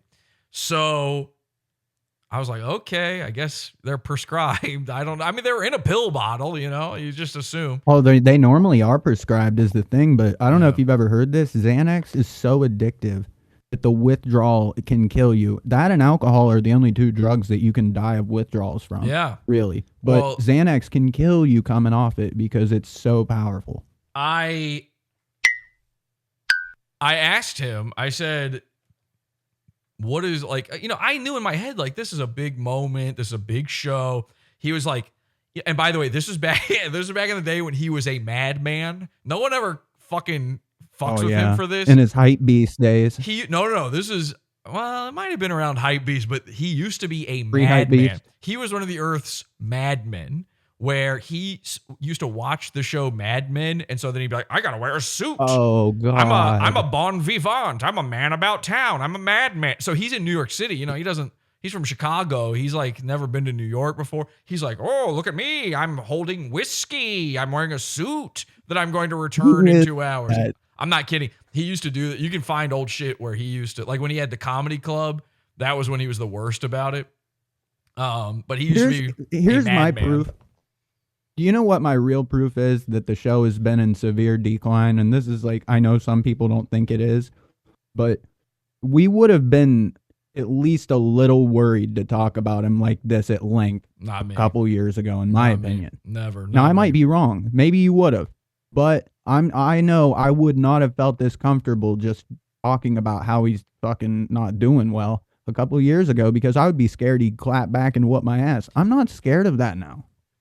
No, I'm really not. I wouldn't have been scared of that since this moment I'm telling you about for sure. But the only reason I would have never said anything before is fair. because we were fine. You know, like I don't just talk shit about people just to talk shit about them. But so I'm asking him about the pills, right? And I'm thinking it's just because he's nervous about doing, and he said he was nervous about doing the show.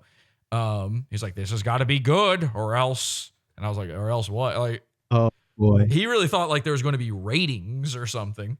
And, you know, he was trying to get people, basically his idea from the beginning was to join the Anthony Cumia network Compound. or whatever, and Yeah, then funnel, that's what I figured. and then funnel away all of their listeners. And he had been doing this to other people for years, but this was like the biggest heist of listeners he'd ever attempted. Oh, he pulled it off too. Oh, he did. pulled Yeah, it yeah. off. No, he did it. But here's the thing.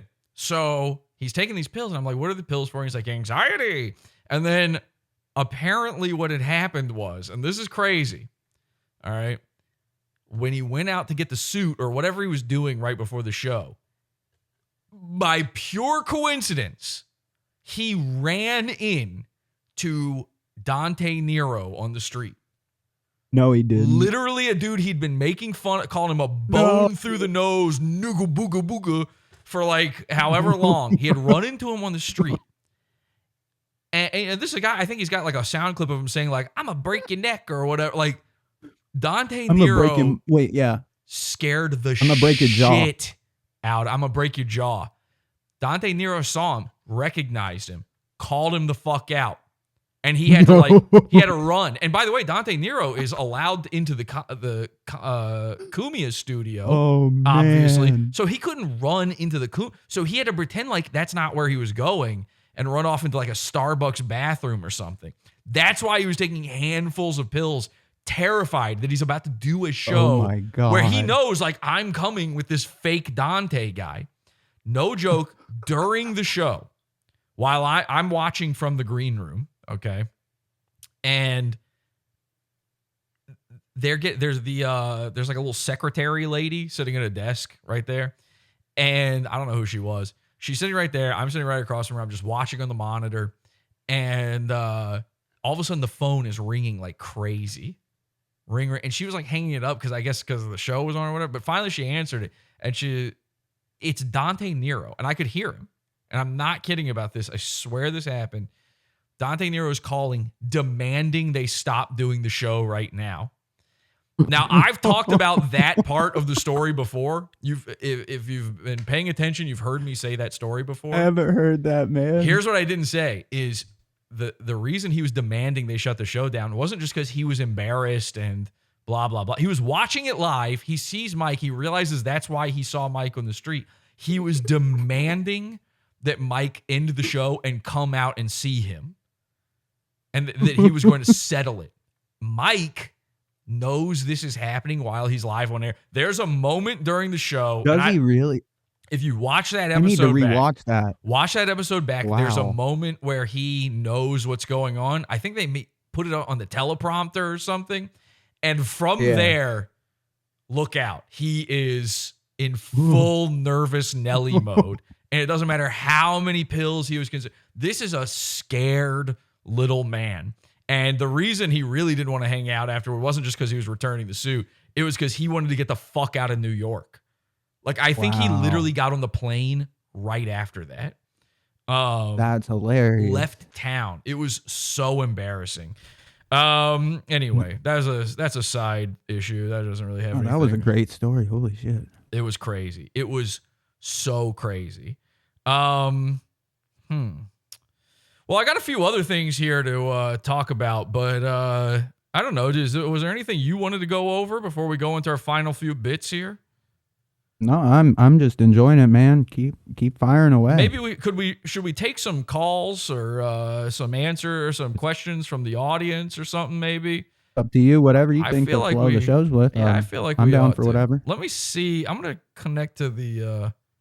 Hi, Jesse. Hi, Jesse. Okay, wow, we're still on together. This is working. So I'm in the Piranha Tank in our Discord, and if you have a question or anything or a comment for the Comedy Shaman, now's the time to do it. And by the way, guys, please go subscribe on YouTube, on Rumble, to the Comedy Shaman. You just type in Comedy Shaman and it'll come up. And we want to get this guy subscribers. Go watch his episode. He just put up a video where I appear on it for like over half the episode, I think. It's very about funny. 2 hours, yeah. Yeah, it's very, very funny. So we've got a few people in here with us. Anybody have any questions or comments for the Comedy Shaman? Okay, I saw people join. So can I just not? There we go. All right. We got Lenny is here. We got Feds here. We got Cole. We got Urquid. Anybody have anything? You guys joined in as if you wanted to say something. Now is your chance. So I saw like a week ago that Comedy Shaman said he was still in love with Bex. I'm curious about that. He still feels that way. Is that true? That is not. No, that is not the case. Bex, of course, famously internet herpes. She's podcast herpes. One of the most disgusting human beings I've ever encountered. I agree with that. She's grifter drifter. She's a grifter drifter. We hate her. We literally invented phrases just to describe her being. Like, I just tried to get as far away from her as possible. Jesse. Yeah. Yeah. So yeah, what you were in I love just with want her? to be as far away as possible. You're in love with her, or what's going on there? No, I had feelings for her. I still have a tiny little bit that needs smushed out, but it's pretty much taken care of at this point. Oh, okay. So there's a little said bit. you It's would- kind of like the way you feel about Red Bar. There's a little bit of a flame being held, a little candle, but Yeah, honestly, as much as I hate to admit it, yeah.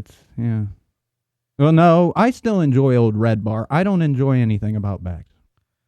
okay. But you were in a sexual relationship with her, or No, it was not sexual. It was just we talked a lot. It was not sexual. emotional, a pure emotional. You never cybered. Yeah, with her because or I'm a anything? fucking I'm a dork like that, unfortunately. But Did oh you well, ever? What can you do? Did you ever have full on cyber with her, or No. did you ever no. see her gross tits or her Ye- putrid Yes, puss? I saw. Well, I look. I saw a little bit. I don't want to. Are you pulling them up right now? I see. see you're messing with the mouse. Are you trying to pull them up on screen? No. Oh, okay. I don't like talking about it. I'm going to be honest. So What I are was you- looking for something to do. You're looking for something. You're doing something in the middle. That's not a very good co-host, man. I'm going to dock some No, points it's for that not. one. It's not because I don't like talking about this. All I right. really Well, don't. were there any other questions about Bex or anything else from anyone? So, what is it about her that you're emotionally in love with? It's not her. It's my own. It's my own like want for affection, and it's just easily accessible affection. Oh my God, is it easily accessible? She's tried to give that affection. Yes, to- that's my point. That was my point. Yeah. It's sort of a dependency. I mean, issue. like, you want an honest answer, I'll give you a fucking honest answer. Hell yeah, brother. Do it. Fucking brutally honest shit. Did she make you Yeah, hard at brutal least? honest, right? Somebody asked, did she make you hard? Dr. Chow from the Pranking Mersh show says, did she make you hard at least? I mean, you could probably make the argument, but I will. Once upon a time. Okay. Any other questions for the shaman? How old is Jules? That's a great question. Do you know 28? that? 28? I think 28. How do you know 29. I just remember she was like 27 when I was last in the BBG, which was like a year ago or something. Okay, so we're going to work off of 28. We're going to do some math on when Mike met her because there's some definite Yeah. concerns going on. How old would that make her in 2013? 10 years ago. She's 28. She's 18. So he probably didn't meet her in the photo from 2013. So that would place her under 18 when he met her. Okay. Well, any other questions? We've got some more people joining us here. Let's make this quick. Comedy Shaman. All right, we're What gonna does go. meth taste like? We're gonna go from. We're gonna start with aquatism and go down. Aquatism, go ahead. Yeah, I got a question. Citizen M, are you a minor? How old are you? Are you over 18? Are you talking to you're talking to the other guy in here? Yes, okay. this Yeah, is the guy. he just joined. I wanted to ask him because last time we asked him, he left without answering. Oh, okay. No, I'm not a minor. Yeah. All right. Comedy Shaman, can you confirm whether or not Citizen M is a minor? I have no idea. I don't think he is, Wow, but I'm not sure. It never even occurred to I me. don't Why think are he is. people asking that? There were some accusations from a previous night. Oh my we just God. want to clear that up. We don't want another James situation on our hands. And all right, I think I heard Shad was asking a question. Shad, go ahead. Yeah, I just want to know what meth tastes like. What does meth taste It's like? awful. Awful, man. What does it taste like? like, Even when you're addicted to it, it doesn't If you had to it tastes compare like it to chemicals. something. Like let me think of like you're dissolving an ibuprofen in your mouth that's like been rotting for 10 years.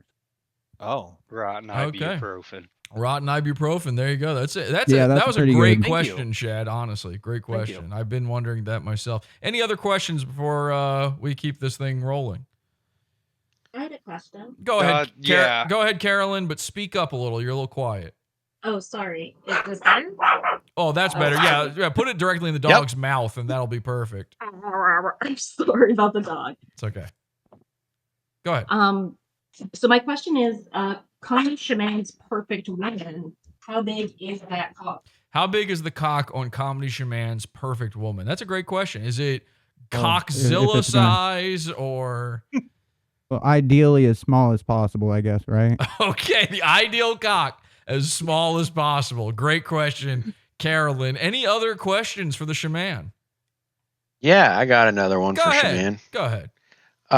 I noticed when you're on camera, Shaman, you rarely move your face from directly behind the microphone. Yeah. That would be what is that? Is there something going on there? That would be like my biggest note I'm for a you little is ashamed of my you gotta teeth, peek but, out like, from the I'll- mic every once in a while. Let us see your facial Okay. expressions. That's a great I like point. seeing the eyes up. You're very expressive with the eyes and the eyebrows, but like you gotta get some mouth work in there. All right, so what is the answer to that, Okay. comedy shaman? Why do you hide behind the mic? A little bit of the meth teeth, but I could bring it out a little bit. Dude, I all guess. right, what did I tell Dude, you? my teeth are fucked. You can't be worried about that. You just gotta Yeah, move everybody, on. Fair enough. Own it. Everybody I'm working says with the hand I got. You're Everybody right. says I've got fucked up teeth. Like it doesn't even fucking matter to you. Listen, what did we talk about before? Lean into the character. That's what You're right. everybody You're right. is going to look at you as a meth head no matter what. You could be sober for the next 80 years and you will be the meth head of all time. Lean into, show us that mouth, man. You're right, man. You really are. Give us a smile. Come on. No, like an open mouth and the bottom row too. Oh, I got a pouch in. Oh, okay. Can you take the pouch out? Because that's also going to dock you points on the pouch. And let's see the bottom row of teeth. Can't really. You almost didn't. Look, I don't want to. Okay, we're not doing that right now. Okay, but we're leaning in. I don't want to get too close. Now, we also discussed you doing a new comedy bit where you stick a hose up your ass and fart into the microphone as a. Have we gotten any further with that? Man, the thing is I got things I'm working on, you know. You can't be so you focusing are- on you the are hose up working the ass on it. when You are working when you're on it.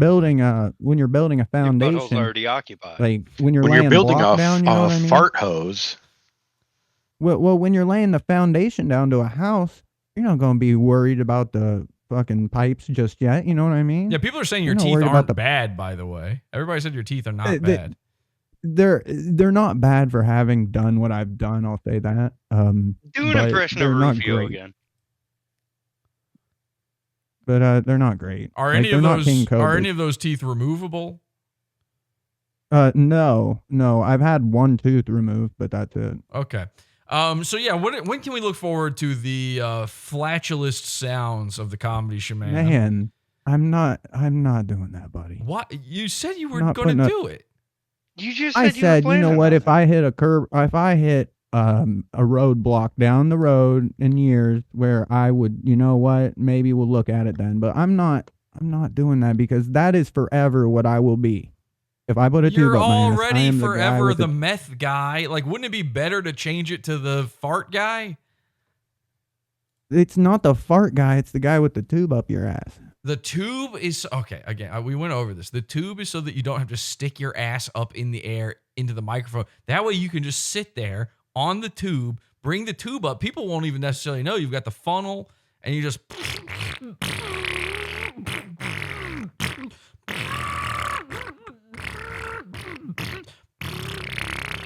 Oh my god! Because I told you about one of my favorite performers, one of my influences. Le Petomaine. And again, that doesn't mean he's a rapist.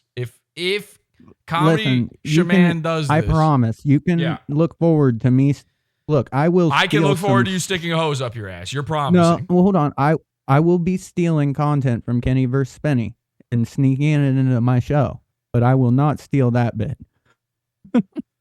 Okay. Have you ever been to Amsterdam? Oh my God, the one night in Amsterdam. Jesus Christ. All right. Does anybody else have any you ever- questions? Have you ever heard of a fart party? Oh my God, no. Not a real question. Anybody have any real Is questions that a for the lemon party? shaman? Let's not waste this man's time. He's a busy guy. Yeah, I've been waiting all night to ask because I was hoping you'd do a Q&A, Jesse. Go ahead. I mean, I've been waiting a long time to ask Comedy Shaman this. Where do you get your ideas from? Oh my God. Great question. Well, my brain sends them to my mouth. and it works out pretty well. Okay, thank you guys for your questions. We really appreciate it. I'm going to go, and then you guys just keep watching the show instead. All right? Okay. Okay. All right. Well, speaking of inspiration, by the way, I just brought up my inspirations. You often, like a lot of your show is talking about your inspirations. Tried to dial it back, but it is. Yeah, that is correct. I think it's interesting. I think it's interesting stuff. So I do want to I've got a whole thing for you because you often ask me about my inspirations. And like I've said, there's Le Pet Domain. I do. There's obviously Mystery Science Theater 3000. There's Tom Green. Like, listen, I've stolen from many of the greats over As the we years. all do. But there are people like when people come to me and they're like, "Oh, you're ripping off this current guy or that current guy," It and I'm looks like, retarded. And I'm like, what are you retarded. talking about? There are always those tiny inspirations that no one ever knows about, that you couldn't know about. They might be local to you. They might be things that are like just too esoteric. So I did want to let you in on a little bit of that. Okay. So we're gonna come back to that in just a second. But before we do, I have something very serious to talk about that I have. Here's the deal. This coming week, there's not going to, I apologize if so many people just signed up for the pizza fund. This coming week, there won't be a Primo episode. I will be traveling. We're going back to the States for some Christmas stuff. So don't worry, there will be, I will be putting up content anyway, but there won't be a live Primo episode. I'm going to have stuff for the $20 level people, stuff for the $12 level people, maybe even some $6 stuff. Fucking thrown in there for some reason. So just want to let you guys know that. Now, part of this trip, though, involves what I'm about to talk about. It's something I've been meaning to bring up on the show forever, and I haven't found a good way to do it. I kind of hinted at this earlier in the episode. And this, honestly, this kind of does tie into inspiration to a degree, Comedy Shaman. But I find that this is kind of a hard topic to broach for me.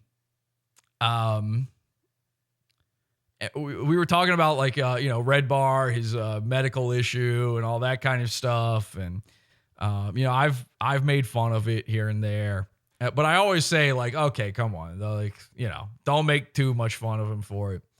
And the reason for that is, I've had my own bevy of medical problems.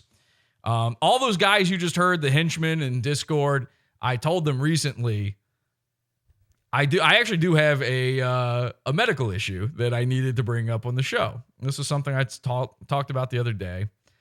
And everyone instantly assumed it was something to do with my genitals or my asshole. Which, okay, sure. Again, my reputation precedes me. I've had kidney issues and all sorts of things. I promise you, it does not.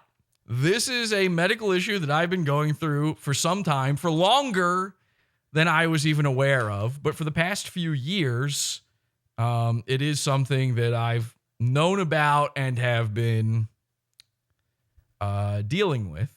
And it's hard to talk about because it's going to affect the show at some point. And it's probably sooner than later. And Comedy Shaman, I'm sorry to kind of hijack your episode here to do this. No, man, you this is your show. I'm just here for the ride. You've actually asked me this before, and of course, people bring this up all the time. The glasses. What's the deal with the glasses? Why the little blue glasses? Okay, John Lennon. Okay, Howard Stern. I mean, Comedy Shaman, you probably saw them and thought Howard Stern, right? Like, I will admit, yeah. Yeah, of course. So, which, just to be clear, none of these people ever entered my mind when I started wearing these glasses. Did not occur to me. You know what did occur to me? Dr. Eggman. Dr. Robotnik from Sonic the Hedgehog. The little guy in the wheelchair from Nightmare Before Christmas. These were a Nazi scientist. These were things in my head. And then everybody's like, hey, fucking Oasis, what's up? Liam Gallagher, how you doing? Les Claypool. Hey, cool glasses, John Lennon, you fucking retard. I didn't even think about Les Claypool. Hey, nice one, Ozzy Osbourne. I've heard them all. You know the one I haven't heard is, and I look exactly like him, except not bald, is King Cobra, Gothic King Cobra. We look exactly the same. So, but also wasn't the inspo. I started wearing glasses for the first time. I had 20/20 vision until my early 20s. And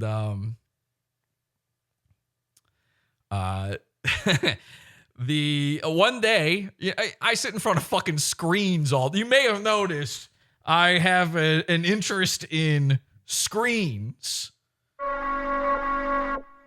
Okay. Oh my God, that's dope. This might have occurred. Wow. You've never seen the big board before? Have you watched the show? Not in that form. Not like that. Oh, weird. Okay. Wow, that's birdie. Well, the thing is I've got an interest in screens, so it did not shock me. And my dad has some eye issues. He's a little, he's got difficulty seeing, but he's pretty old. It didn't shock me that as I approached my 30s, suddenly my vision was going bad. I realized around 25, 26 that I couldn't see street signs a few blocks away anymore. There was definitely a time where I could. Living in New York, that's a thing you're going to notice. I didn't think too much of it, and I didn't do anything about it forever. And I just assumed it was because I'm now staring at my phone all day, and I'm sure that shit doesn't help at all. Do you have any eye problems? Oh, no, it fucks with it. Do you have eye issues, or do you use... No, but I do notice that, okay, so if I'm just living my life, doing my job, like doing normal shit, my eyes are 20/20 great. But if I stare at a screen and like play a game, or if I'm on like doing this shit for like more than 8-10 hours in a day, the next day my vision is significantly worse. Yeah. I do notice. Well, I didn't drive for 10 years living in New York, so it wasn't like... It wasn't you wouldn't notice it the same if you're not driving. Exactly. And then I drove one time for something, maybe when I was moving or something. I'm like, uh-oh. You notice it then, yeah. Oh, yeah. I was like, oh, that's bad. I literally can't see the signs. And I can't read them. I can only see things about as far away from me as my computer. Shocker. So I didn't think too much of it then. And I finally went and got glasses at a certain point. And if you've been watching the show long enough, you remember I had the big, stupid, dorky black glasses that everybody gets when it's their first. I've never worn glasses. I didn't know what to do. So I just bought the cheapest pair, the merchiest pair of glasses. Of course, they worked. I mean, it was okay. It took a lot of getting used to. I hated it. I could never wear contacts because I can't even imagine sticking shit in my eyes. Oh, it's a nightmare putting them in and learning. Yeah. Learning to put them in is a fucking nightmare. Yeah, I couldn't do it. But it turns out I really couldn't do it anyway. Didn't know that. This is a topic I have been avoiding just even in my own head for a very long time. If you don't know, all the graphics you see on the show, all this shit, I do those. I make them. And when I first moved to New York, while I moved there to do comedy and stuff, I moved there thinking that my real job would be art. I used to draw all the time. I went there with a drafting table. Oh, shit. And I didn't know ink and pens and pencils and a T-square, like all the tools. And I don't know what it was, but something just all of a sudden I was like, I'm not into, and I don't really draw anymore. I do all the stuff on the computer, but I don't really draw anymore. And I've started figuring it out over the years what it really was. And I was too scared to tell myself this, but despite the fact that my vision was, up close, I was originally told that I have astigmatism, which made sense. It seemed to add up. I got the glasses. Everything was fine. But then I started realizing, like, sometimes I can't even really see the stuff close up either. Just sometimes. But it would change, which is odd. It would change while wearing glasses, which is odd. And of course, as I add more screens and more stupid RGB lights and all this stuff, it would get worse. And I'm like, okay, well, I guess I'm just losing my vision. But I didn't realize I was literally losing my vision. My uncle is legally blind. Oh shit. Which I knew. I've known that since I was a kid. I mean, he used to have a computer. It was like in the days where not many people had a computer, he had a computer and he would sit with his nose pressed against it. He would look at each individual pixel in order to read it. He had one of those magnifying glass things on one of those articulating arms. Oh shit, on the arms? Yeah. Yeah. And I always knew that as a kid, so I guess there's genetic markers for this sort of thing. But I didn't know, never thought of it. Again, my dad's has old guy eye problems, but it's nothing too bad. But in reality, I probably didn't keep with the art stuff because it was getting harder to do it. And so I switched to podcast, which is just audio. And then, of course, I made it all this visual shit, which was probably a mistake. Okay. So when I get the glasses a few years ago, maybe like 5 years ago, again, I got the stupid Buddy Hollies or whatever. I talked to an eye doctor. And again, everybody always this was back before every single podcaster was wearing sunglasses. So I'm always cagey about my answer with this because everyone's shitting on me about the glasses all the time. But I talked to an eye doctor about it. And the old glasses I had were some of those blue blocker ones, ironically. Oh, yeah. Blue ones, blocker. yeah, they block blue light so your brain doesn't produce melatonin. Which it turns out is bullshit. Like there's no proof. Is that bullshit? Yeah, there's like no real studies on if any of that works or means anything. There's no studies on. I didn't know that. Yeah, Wow. blue light doesn't even necessarily actually affect your eyes. Like all the screen stuff is kind of fake. But I didn't know that. So I It's talked probably just being focused on one point for so long. Yeah, well, that More definitely than the doesn't help. screen. You're right. That definitely doesn't help. And I would notice a difference if I went and touched grass every once in a while. I would notice like, okay, I can see a little bit better. But certainly I'm not helping things. But I talked to this eye doctor and he's like, yeah, the blue blockers thing doesn't do anything. And actually, I described to him my studio setup and all that stuff. And he was like, actually, it might be counterintuitive. You might want to try a blue tint. And he talked about there's like celebrities who wear these blue tinted glasses and stuff. And ironically, he didn't bring up any of the ones everybody always says. He talked about like Robert Downey Jr. or whoever. And he said a lot of times when you see them doing that, it's because they've got the eye doctors who are willing to like tell them about the experimental shit. And there's some stuff where it's a maybe, but there's some stuff where if you're looking at screens all the time, if you're on your phone all the time, actually wearing blue might be beneficial. So the whole reason I went with blue to begin with was that. Why I chose round ones, I guess it's just in the DNA of every guy with long hair. But It does seem to be, doesn't it? I don't think we're conscious of it. It just sort of happens. So when I started wearing those, that was the point of it. And I've switched from one pair of glasses to another. You might have noticed in that time. A couple years ago, I went back to the eye doctor and did an exam, and it was bad. And I switched prescriptions and stuff. And, for a while I was wearing the Chris Chan glasses instead of the blue ones. And I would just wear the blue ones on the show because that's when I'm looking at all these screens and have all the lights and stuff. And so we do the eye exam stuff. And he's like, this is not good. This is like really not good. He's like, this is worse than astigmatism. Not good. So I found out that I have, I found out that I have an early onset form of, it's a rare form of macular degeneration.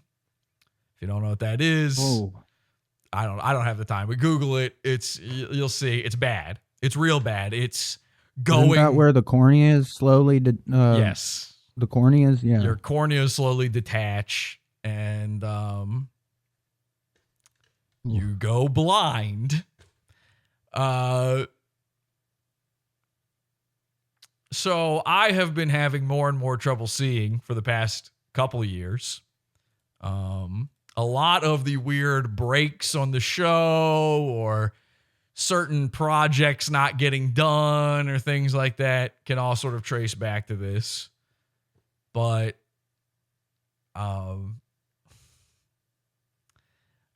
I, as a visual artist, am going to go blind. There is nothing that can be done about it. Good thing you figured out how to make a living off of your voice, bro. Well, I don't know what I do. I don't know how to use a computer once that happens, but we're heading there. And unfortunately, in the past couple months, it's been getting worse. And there's some surgeries you can do, and I'm sure people are fucking typing away in the chat with, oh, there's this and this. But I've already been through all that with everybody and with several eye doctors in 2 different continents. And I can do some Band-Aid style stuff, and that's what I will be going off to do here soon. But it will happen, and it's happening very fast. And I'm trying to get in all of these little projects like that before it does, because I don't know what happens after that. I don't know how the show functions after that. I figure a 14-year anniversary of a show is probably a good time to tell you that I'm hoping to make it to 15, but I don't know how this is all going to work. So, I'm trying to not have a pity party here for myself, but it fucking sucks. No, man, this is real life shit. Not easy to talk about, I can tell for you, because you're being serious about I didn't realize how much visual art you did to start with. I didn't know that was your introduction into like being an artist for a living. So yeah, I mean, my original interest was like illustration, comics, cartooning, animation, all that. I used to do all of that stuff, and I haven't done it in forever. And even I've done a couple like shitty little cartoon kind of things for the show here and there. Like there's oh no, I actually don't have it here. Well, I did draw this.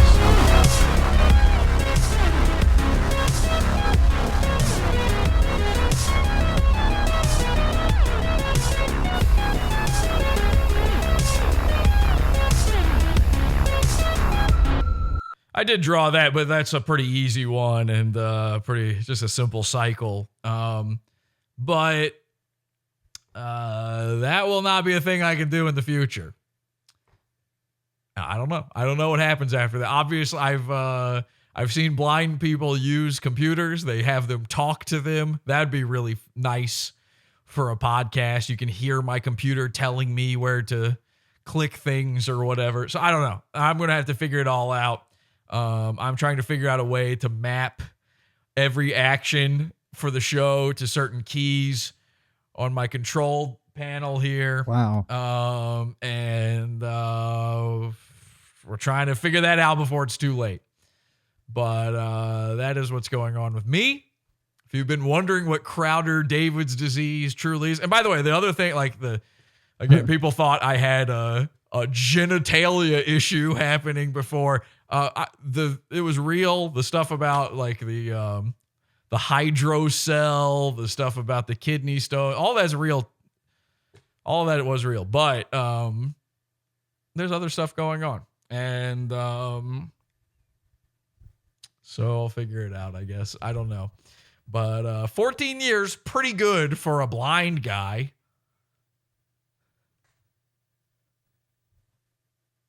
Pretty good. I'd say no. You've done a phenomenal job with everything. Yeah, they're saying in the chat room, "Cut to me, Kelsey." Yeah, Yeah, well, about that, yeah, I mean, the easy thing would be to say, oh, just make Kelsey do stuff or hire someone. I would hire someone so Kelsey doesn't have to, but, money, listen, again, part of the reason I appreciate everybody signing up for the pizza fund is money is going to get a little tighter here soon. We're doing just fine. Unfortunately, we're adding a member to the clan here soon. So hiring someone, no good. Kelsey's going to be a little busy. So, I don't know. We'll figure it out. But this is something I should have talked about a long time ago and have not had the guts to do. Comedy Shaman, take it away. I'm sorry. What? Nothing. What am I taking? What am I taking away? I was cutting to you so that you would talk so I could not be on screen for a second. Got you. I got you. All right. Well, no, I'm really sorry to hear that, and I can speak for everybody else that's hearing it. Would you be willing to be my eyes? Would I be willing to be your eyes? I'll tell you what, in a pinch, yeah, I would be your eyes if I had to be, Jesse. I mean, obviously you got your girl Kelsey there, that she's going to have her hands busy, but I mean, I'll do what I can for you, man. You've helped me out a lot, and I mean that. Thank you. Well, in these last few moments of my ability to see, why don't we go over one of my biggest influences? Let's see here. So you love talking about influence on your show. I'm sorry. I feel like I've just brought down I should have saved that for the end. No, you're good. That brought down the energy big time. No, you're talking about what you need to get out, man. That's what, like you said, podcasting is. Yeah. Getting all this shit out. Hey, this is an episode of brutal honesty, and we like making fun of that and everything, but there is some power and some truth to that. So you talk about influence on your show all the time. You're always droning on and on about Petey Green and Iceberg Slam and all these free black guys we've never heard of, and all these people that inspired you and literally no one else. And it's just, you drone on and on. You play in the middle of you just play these clips where everyone's sitting there in the audience like, what is he even talking? I don't even understand any of this. What is this shit? Well, I got a guy that inspired me that everybody thinks I pull from here. This guy was Tom Green before Tom Green. Okay. This guy was huge. Oh, yes. Yay. This dude. Yeah. This is all, you're going to love this. I saved this special for you, man, because this makes me happy. You would love this dude. All right. And when I started seeing you go over all your inspirations and you started asking me about this stuff, this is the first thing I thought of. You pull from talk radio. That's your world. Everybody is so confused by me because I'm not pulling from Opie and Anthony like everybody else. No, I know one of the spots you pull from. I love it. What are you talking about? Kenny. Oh, Kenny versus Spenny? That is not Kenny specifically. That's not who I'm talking. You're right, though. That's not who I'm talking about right now. But Kenny Hotz for sure. Yeah, for sure. I love Kenny. My world is not. It was not ever talk radio other than Adam Carolla. That's it. And so every time I answer with that answer, I'm like, that doesn't really feel like Tom Green was a way bigger influence. Kenny Hotz, Kenny versus Spenny, way big. Like the visual medium, ironically, was a way bigger influence on me. And one thing that I fucking loved, and you might have figured this out from my love of prank calls, was public access television. Of course, Tom Green started off in public access. I've worked on public access shows before. I've had friends who had public access stuff. And there are certain legends in that realm. There's this guy, they call him the King of Public Access. And they called him that because that was the name of his show, the King of Public Access. Okay. His real name is Morton Napolitano. And never heard of him. Yeah, I mean, it's a public access guy. No one's ever heard of any public access. I could name a bunch of public access. Gorgeous George. Yeah, there's a bunch of dudes that you've never heard of. But Morton Napolitano was the best to ever do it. He's where I get probably half the shit I say and do from, like the complete style of the show, the weird way I talk, like where I'm, I don't have radio. I don't have radio voice. I have public access voice. I've realized. I do want you to know that I've got a lot of respect for people when they do say where their inspiration from, because we've talked about it before, guys. Not just Red Bar, but a lot of people will do the thing where they're like, I invented everything. Everything came from me. And it's like, we're all modifying shit passed down, Yeah. So again, Red Bar, not my influence. I was doing comedy when I was 13 years old. Morton Napolitano. Okay, I believe that. Morton Napolitano, a huge influence on me. I apologize, they made a documentary about public access just in general, and Morton Napolitano has this incredible segment in it. This thing is from like 13 years ago, so I'm going to apologize now for the audio and video quality of this, but I feel like Comedy Shaman's got to see it. So I'm just going to kind of start this in a random spot here just to give you guys an idea. I'm giving you the full shamaniac treatment on inspiration. Okay, this is exactly what it feels like to watch an episode of the Comedy Shaman. When he's talking Petey Green or Iceberg Slam or any of these dudes. Okay, so here's the doc, and here's Morton Napolitano. Just started a random spot. Watch public access, you can see how different it is compared to the mainstream media. Listen, all jokes aside, what she said I did was a complete lie. Me, I was the king of public access. The name Morton Napolitano in this business was gold. As good as gold. Better. I discovered public access to express myself. They say if you want to stay in this business, you got to change the name your father gave you. I said, you want me to change my name from Sissy? We have a right in America to have our voices heard, and that's the most important thing. The thing about public access is you don't know if anyone's watching at all. And a lot of times they don't. You are watching Talking Success. Welcome to Killer Cinema. You want people to like you? That's easy. Tell them you're happy. You want them to think you're a genius? Show them your dick. You have anything to say? Speak right into the microphone, baby. Always tell people you're funny. I was the first guy. What do you think of this guy? This guy is nuts, and I love it because that energy is like off the charts. Do you see the influence? Yes, the absurdity, the like. But this guy's real. This is the way he. Unfortunately, he started going a little senile later in life. So, like this is. He is the king. Man. He's the king of public access. The gift is the curse. For sure. Guy to smoke a joint on public access. I was arrested 15 times, and not always for the show. Drunk driving used to be legal. And another thing, these little girls with these skimpy outfits. Every day I get into the station, there'd be a stack of hate mail. No longer can people complain about what's on television because they can now make the television that people see. I marched right up to that station manager and I said, are you gonna tell me I'm not allowed to use the first floor bathroom? Our show is more about satire and political commentary. You are low-life, rot scumbag. The reason I got kicked off of air was I called myself comedy's new nigga. I'm a nigga with a big mouth in my own TV show. At that station, you gotta be careful what you say. The walls got teeth.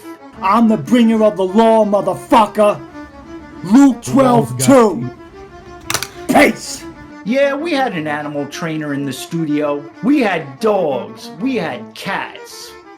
We had chihuahuas. What I do is just something that shakes people up and shocks them every once in a while. It's the stupidest thing I've ever seen. Everybody told me you can't have a mime, a comedian, and a juggler on the same stage, and I haven't heard it since. When the camera's on, you're on. When I met David Tell, we were at MTV Studios' craft service table. He's usually a little more chatty when he's not. Yes? Why aren't you a VJ? I'll tell you why. Hugh Grant, he sleeps with a prostitute. He's a big hero, big movie star. I do it. I'm stuck here in this hole. We sat there and talked about Rockville Center, where he grew up, how he got into comedy. He taught me how to shave my head. Bang!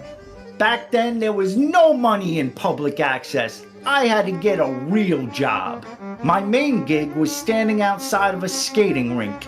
I had to pick up all the cigarette butts, and the boss said any of them over 2 inches I could smoke. I love my job. I never had a second of health insurance. My grandfather wouldn't be caught dead in a bread line, so he died. When life gives you lemons, you make lemonade. When government gives you cheese, need I say more? I had a good scam going, peeling stamps off of letters. You just take a hairdryer for a couple of minutes. Boo, woo, woo, woo. Oh, if I had a crystal ball. Back in them days, you could get the public access channel in a 50-mile radius from the station. After I went down to Washington and lobbied, you could get it in a 40-mile radius. 9/11 changed everything for public access. You know Family Guy? I told him not to get on that plane. We have people who think they're going to come here and make money and get famous. People recognize me all over the country. Look, I met Kevin Smith in 1991. No one ever heard of him. This is before Clerks. And actually, I was supposed to play Clerk. So yeah, like this dude, like this is the crazy thing is he was based in New York, so he got on all these like big guests and shit. He like knows everybody, like Dave Attell and all that. I think Dave Attell kind of got, Dave Attell, right? Yeah, Dave Attell's one of the best stand-ups Absolutely in my book. He got him in. Like that's how actually Dave Attell is part of how I found this dude, because obviously I'm not from New York, so I found him as a teenager though because of that show Insomniac. Remember that? You don't remember Dave Attell's Insomniac on Comedy Central? No, I've never seen it. Oh, okay. Clerks. And actually, I was supposed to play Clerk. I walked Bob Dylan on stage, The Grateful Dead, Ed Koch, Donald Trump, Robert De Niro, Mario Cuomo, DeMario Brothers, Two Brothers Pizza, Sesame Street, Ruth Lovely, Gigi Allen's makeup artist. I dated Judy Garland in her prime, 68 years old. Yeah, I knew them all. I knew Ruby Tuesday before she opened that money pit. I had Gary Coleman on my show. I told him, us Italians gotta stick together. Back then, everyone was either Jewish or Italian. If you don't have a Jewish lawyer, you might as well be on parade. Back then, we didn't even have a term for anti-Semitic. In my neighborhood growing up, we had guineas, we had wops, we had dagos, we had itais, we had guidos. Everybody was the same in God's eyes, but not in ours. Freedom of speech doesn't cost anything except your time and your willingness to learn. You could call it the last bastion of freedom. All the talent of the world twinkling through the eyes of a tiny child, like the points of 1,000,000 sparkling lights. All of that don't amount to a hill of beans from where I come from. This is our hill. These are our beans. Long live the day a man sold his soul to the devil to save another man's life. I got one word for you. Perfect circle. They say you could hear the ocean if you put a shell to your ear. All I got was crabs. We're done here, right? Okay, I guess I'll stop it there. No, that was great, man. Holy shit. Yeah. He didn't. Was that all in one take? What do you mean? Was that like, did he just sit there and rattle all that off the top of his head at once? I have no idea. I didn't. Well, no, I was just saying because that was one hell of a fucking, like, every time he'd say something nuts, by the time he finished digesting it, like, he's on to at least 2 more things. Yeah, I think that might have been like, again, that was uploaded like 13 years ago. That might have been something where somebody kind of just took the whatever doc that's from and just cut his parts into it or something. I'm not exactly sure, but Morton Napolitano, unfortunately, we lost him about 1.5 years ago. But fuck, man, that dude is huge to me. And so like very Tom Greenish though. But did you get the like wisdom here? Because he was giving some nuggets there, some like really some pearls of wisdom Because that's what I'm hoping. I'm hoping by sharing one of my bigger influences with you, one of my more underground cult comedy. My favorite thing influences. he said there was we had he rattles off wops, guidos, dagos, all that shit, and then he goes, "Oh, they're all equal in God's eyes, but not ours." Yeah, exactly. But yeah, he really has some like good info to pick. Like much like I've learned from your showing us Petey Green and that other Petey, that was other the man. N-word. I love Petey. Like those guys, like I learned something watching those. So what do you think you learned the most from that? What did I learn from that? I learned, I guess, that this outlandish art form has been around much longer than First Meets the Eye. That's the first thing I would pull from it. What did you think about the absurdism? The like the absurdism that we tap into. It's been around for a very long time. I'm sure you could trace it back to the '60s or earlier if you knew where to look. What did you think about the tip he gave about always telling people you're funny?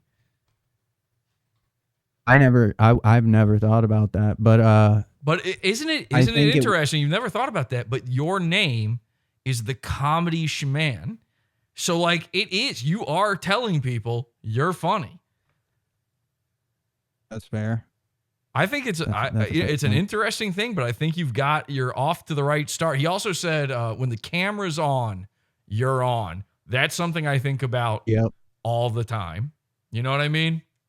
No, yeah, you do animate for the camera for sure. Like, I'm not going to be the same in front of the camera as I'm going to be when it's off.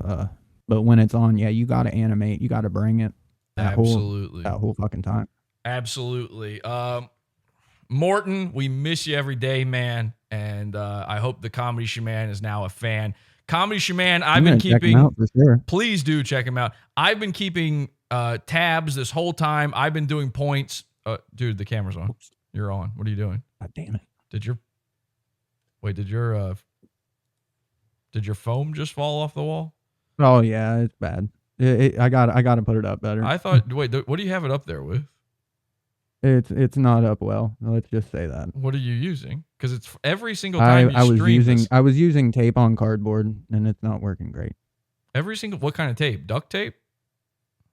I tried shipping tape. That didn't work at all, so I used duct tape on it. Yeah. Huh. Yeah, maybe like a staple or something, or a nail. Yeah, I'm gonna try that. Because every single time you stream, your foam starts. I know. I gotta fix it. Did you get this off the? Did you get these off the first page of Amazon? Yeah. Okay. I went. Look. Do me a favor. Do me a favor. Listen. We just learned something. Listen, man. Let's literally use this as a teaching moment. I was just about to say. Go for it. That I've been keeping tabs on you this whole time. This has been your audition. This has been your audition to be a co-host of a successful show. We might not be the biggest. We might be a cult classic, but it's a successful show. And absolutely. And so in that audition, and this is all just to bring you through the ringer, to get up your hosting chops. In that audition, I've been keeping tabs. I've been tracking your points this whole time. And you've done fairly well.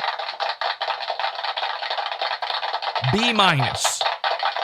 B minus is where we're at, which is not bad at all for a first timer here. I mean, you're green, man. You're new.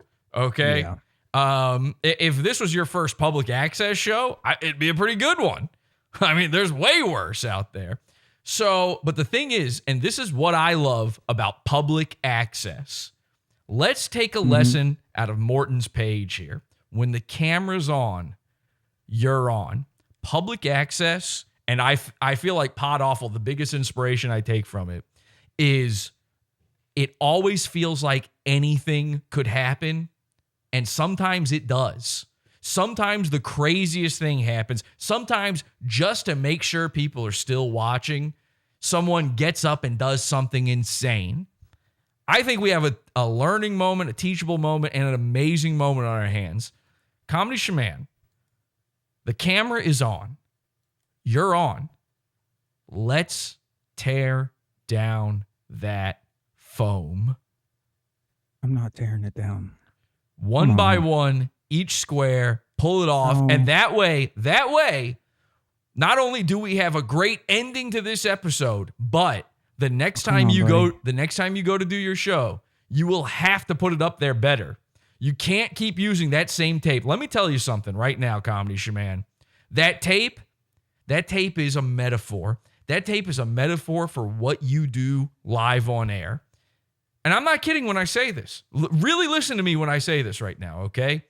Every single time you go on air, you're sort of halfway doing it. That tape is a half measure. No more half measures. Let's tear down our half measures and let's start putting up full fucking measures! Woo! Woo! Go, go, go, go, go, go, go, go, go! Woo!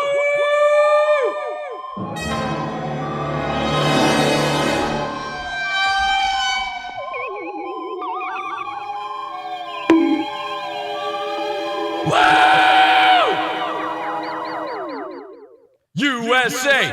USA! USA! USA! Woo! And now also do the tapestry. No, the tapestry's up. Now also do the tapestry. The tapestry's up. The tapestry When the camera's on, you're on. Everybody in chat. When the camera's on, you're on. When the camera's on, you're on. When the camera's on, you're on. The tapestry's up. We can't see you. The foam is over the camera. The tapestry's up. Tapestry. Tapestry. Tapestry. Tapestry. Tapestry. Why? What's behind the tapestry? Tapestry's up. What's going on behind? Look, you're right. The foam was the metaphor, not the tapestry. Can we look behind the tapestry? The tapestry's up. I told you that. What happens if you just You lift said that up? was the end. What if you just lift up the tapestry? You said that was the end. People are saying tapestry. They're saying when the camera's on, you're on. When the camera's on, you're on. Look, hey, we did what we agreed. I'm about to sign up the call. Can I just see behind the tapestry? Can we be done? It's an unfinished wall. What does that mean? It's like just here, look. That's all I want to see. Yeah, I just want to look. Unfinished wall. Okay. What is that? What is It's that like on the wall? It's like What is that on the wall there? fucking, what do you call it? What is that right there on the wall? It's drywall. Yeah, but what is that? That's what I was saying. What is that thing though? It looks like something's hanging on the wall there. Oh, that's a poster. That's just a poster. What's it a poster of? MLB shit, like from forever ago. Oh, there you go. Ladies and gentlemen, the one, the only, and perhaps the greatest co-host of Go Horrible, the Comedy Shaman.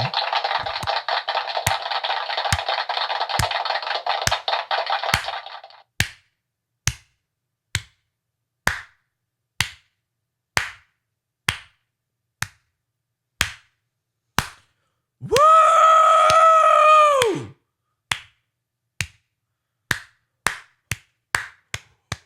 Woo!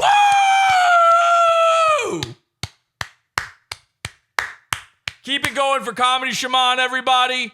Woo! Here we go. Keep it going. Subscribe to the Comedy She-Man, whose perfect woman has the smallest cock measurable. And one can only hope. And until next time, sign up for that pizza fund. A pod after show. Here's what I'm gonna do. I'm gonna upload some stuff as a pod after show to the pizza fund within maybe a few hours here. Okay, I've got some very funny. In fact, we've got some more. You know what I've got? I've got some more from my influence, Morton. So I'll upload some of that so you guys can check it out. I think you guys will really enjoy it. Morton Napolitano, ladies and gentlemen.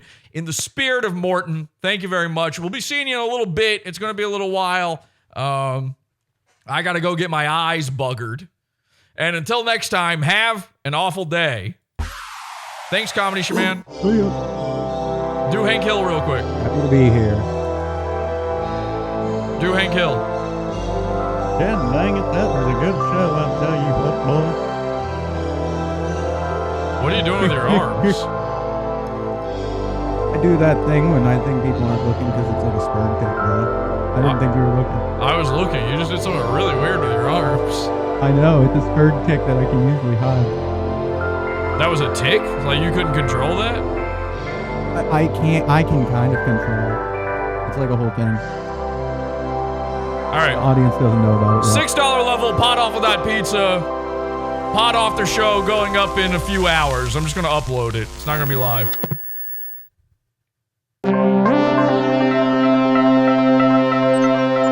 Comedy Shaman doing a weird tick. Kind of flailing his arms around in a bizarre manner. Look, I can't do it when I know people are watching. Do it one more time. I can't do. I physically can't do it when I know people are watching. The camera is on. You're on. I didn't think the camera was on, so I did it. I can't. It's like a flappy. I physically can't. It's like a flappy bird kind of. I physically can't do it when I think people are watching. Just give it a shot. Just try it. Just do an impression. Do an impression of it. You don't understand. Do an impression of it. You don't understand. Just do an impression. Just do an impression of it. It's a tick, bro. Just do an impression. I can't physically do it. Just do an impression of it. Just do an impression of it. You don't understand. Just do an impression. It's a tick. It's just an impression. I just told you it's a tick. Just do an impression of it. It doesn't work like that. I have autism. I can't help it. Look, it's like a tick, bro. I don't know what to tell you. I can only do it when I think people aren't watching. This has all been a trick. You have been trolled. I really can't just do it. When the camera's on, you're on. I see that. God damn it! Just put your arms we're up. Done here. Just put your arms up like you're flapping. There you go. Yeah, there you go. Okay. See, you can do it. That's what it's like. That was an impression of it, though. That wasn't. Yeah, that wasn't it. That wasn't it. But thing. that was the impression of the tick. Oh, they say in the. Jesse saw the actual tick. They say in the chat, we can't see right now. Just do it. So yeah, they can't see you. Just do it. Oh, they can't see me. Okay. That makes sense. Yeah, go ahead. It's like this, okay? Like that. It's like that, but I can't force it. It's a tick. When I don't think anybody's watching, like I'll do it, and I've done it since I was a kid. But I've learned how to do it, like not when people are around. I am high energy. I and that can't way control I only myself. Out in my loneliness. So, yeah, you've never seen me do it on the show, and you probably never will actually see me do it. If you do, it's gonna be by accident. So I guess you have that to look forward to. All right, bye. See ya.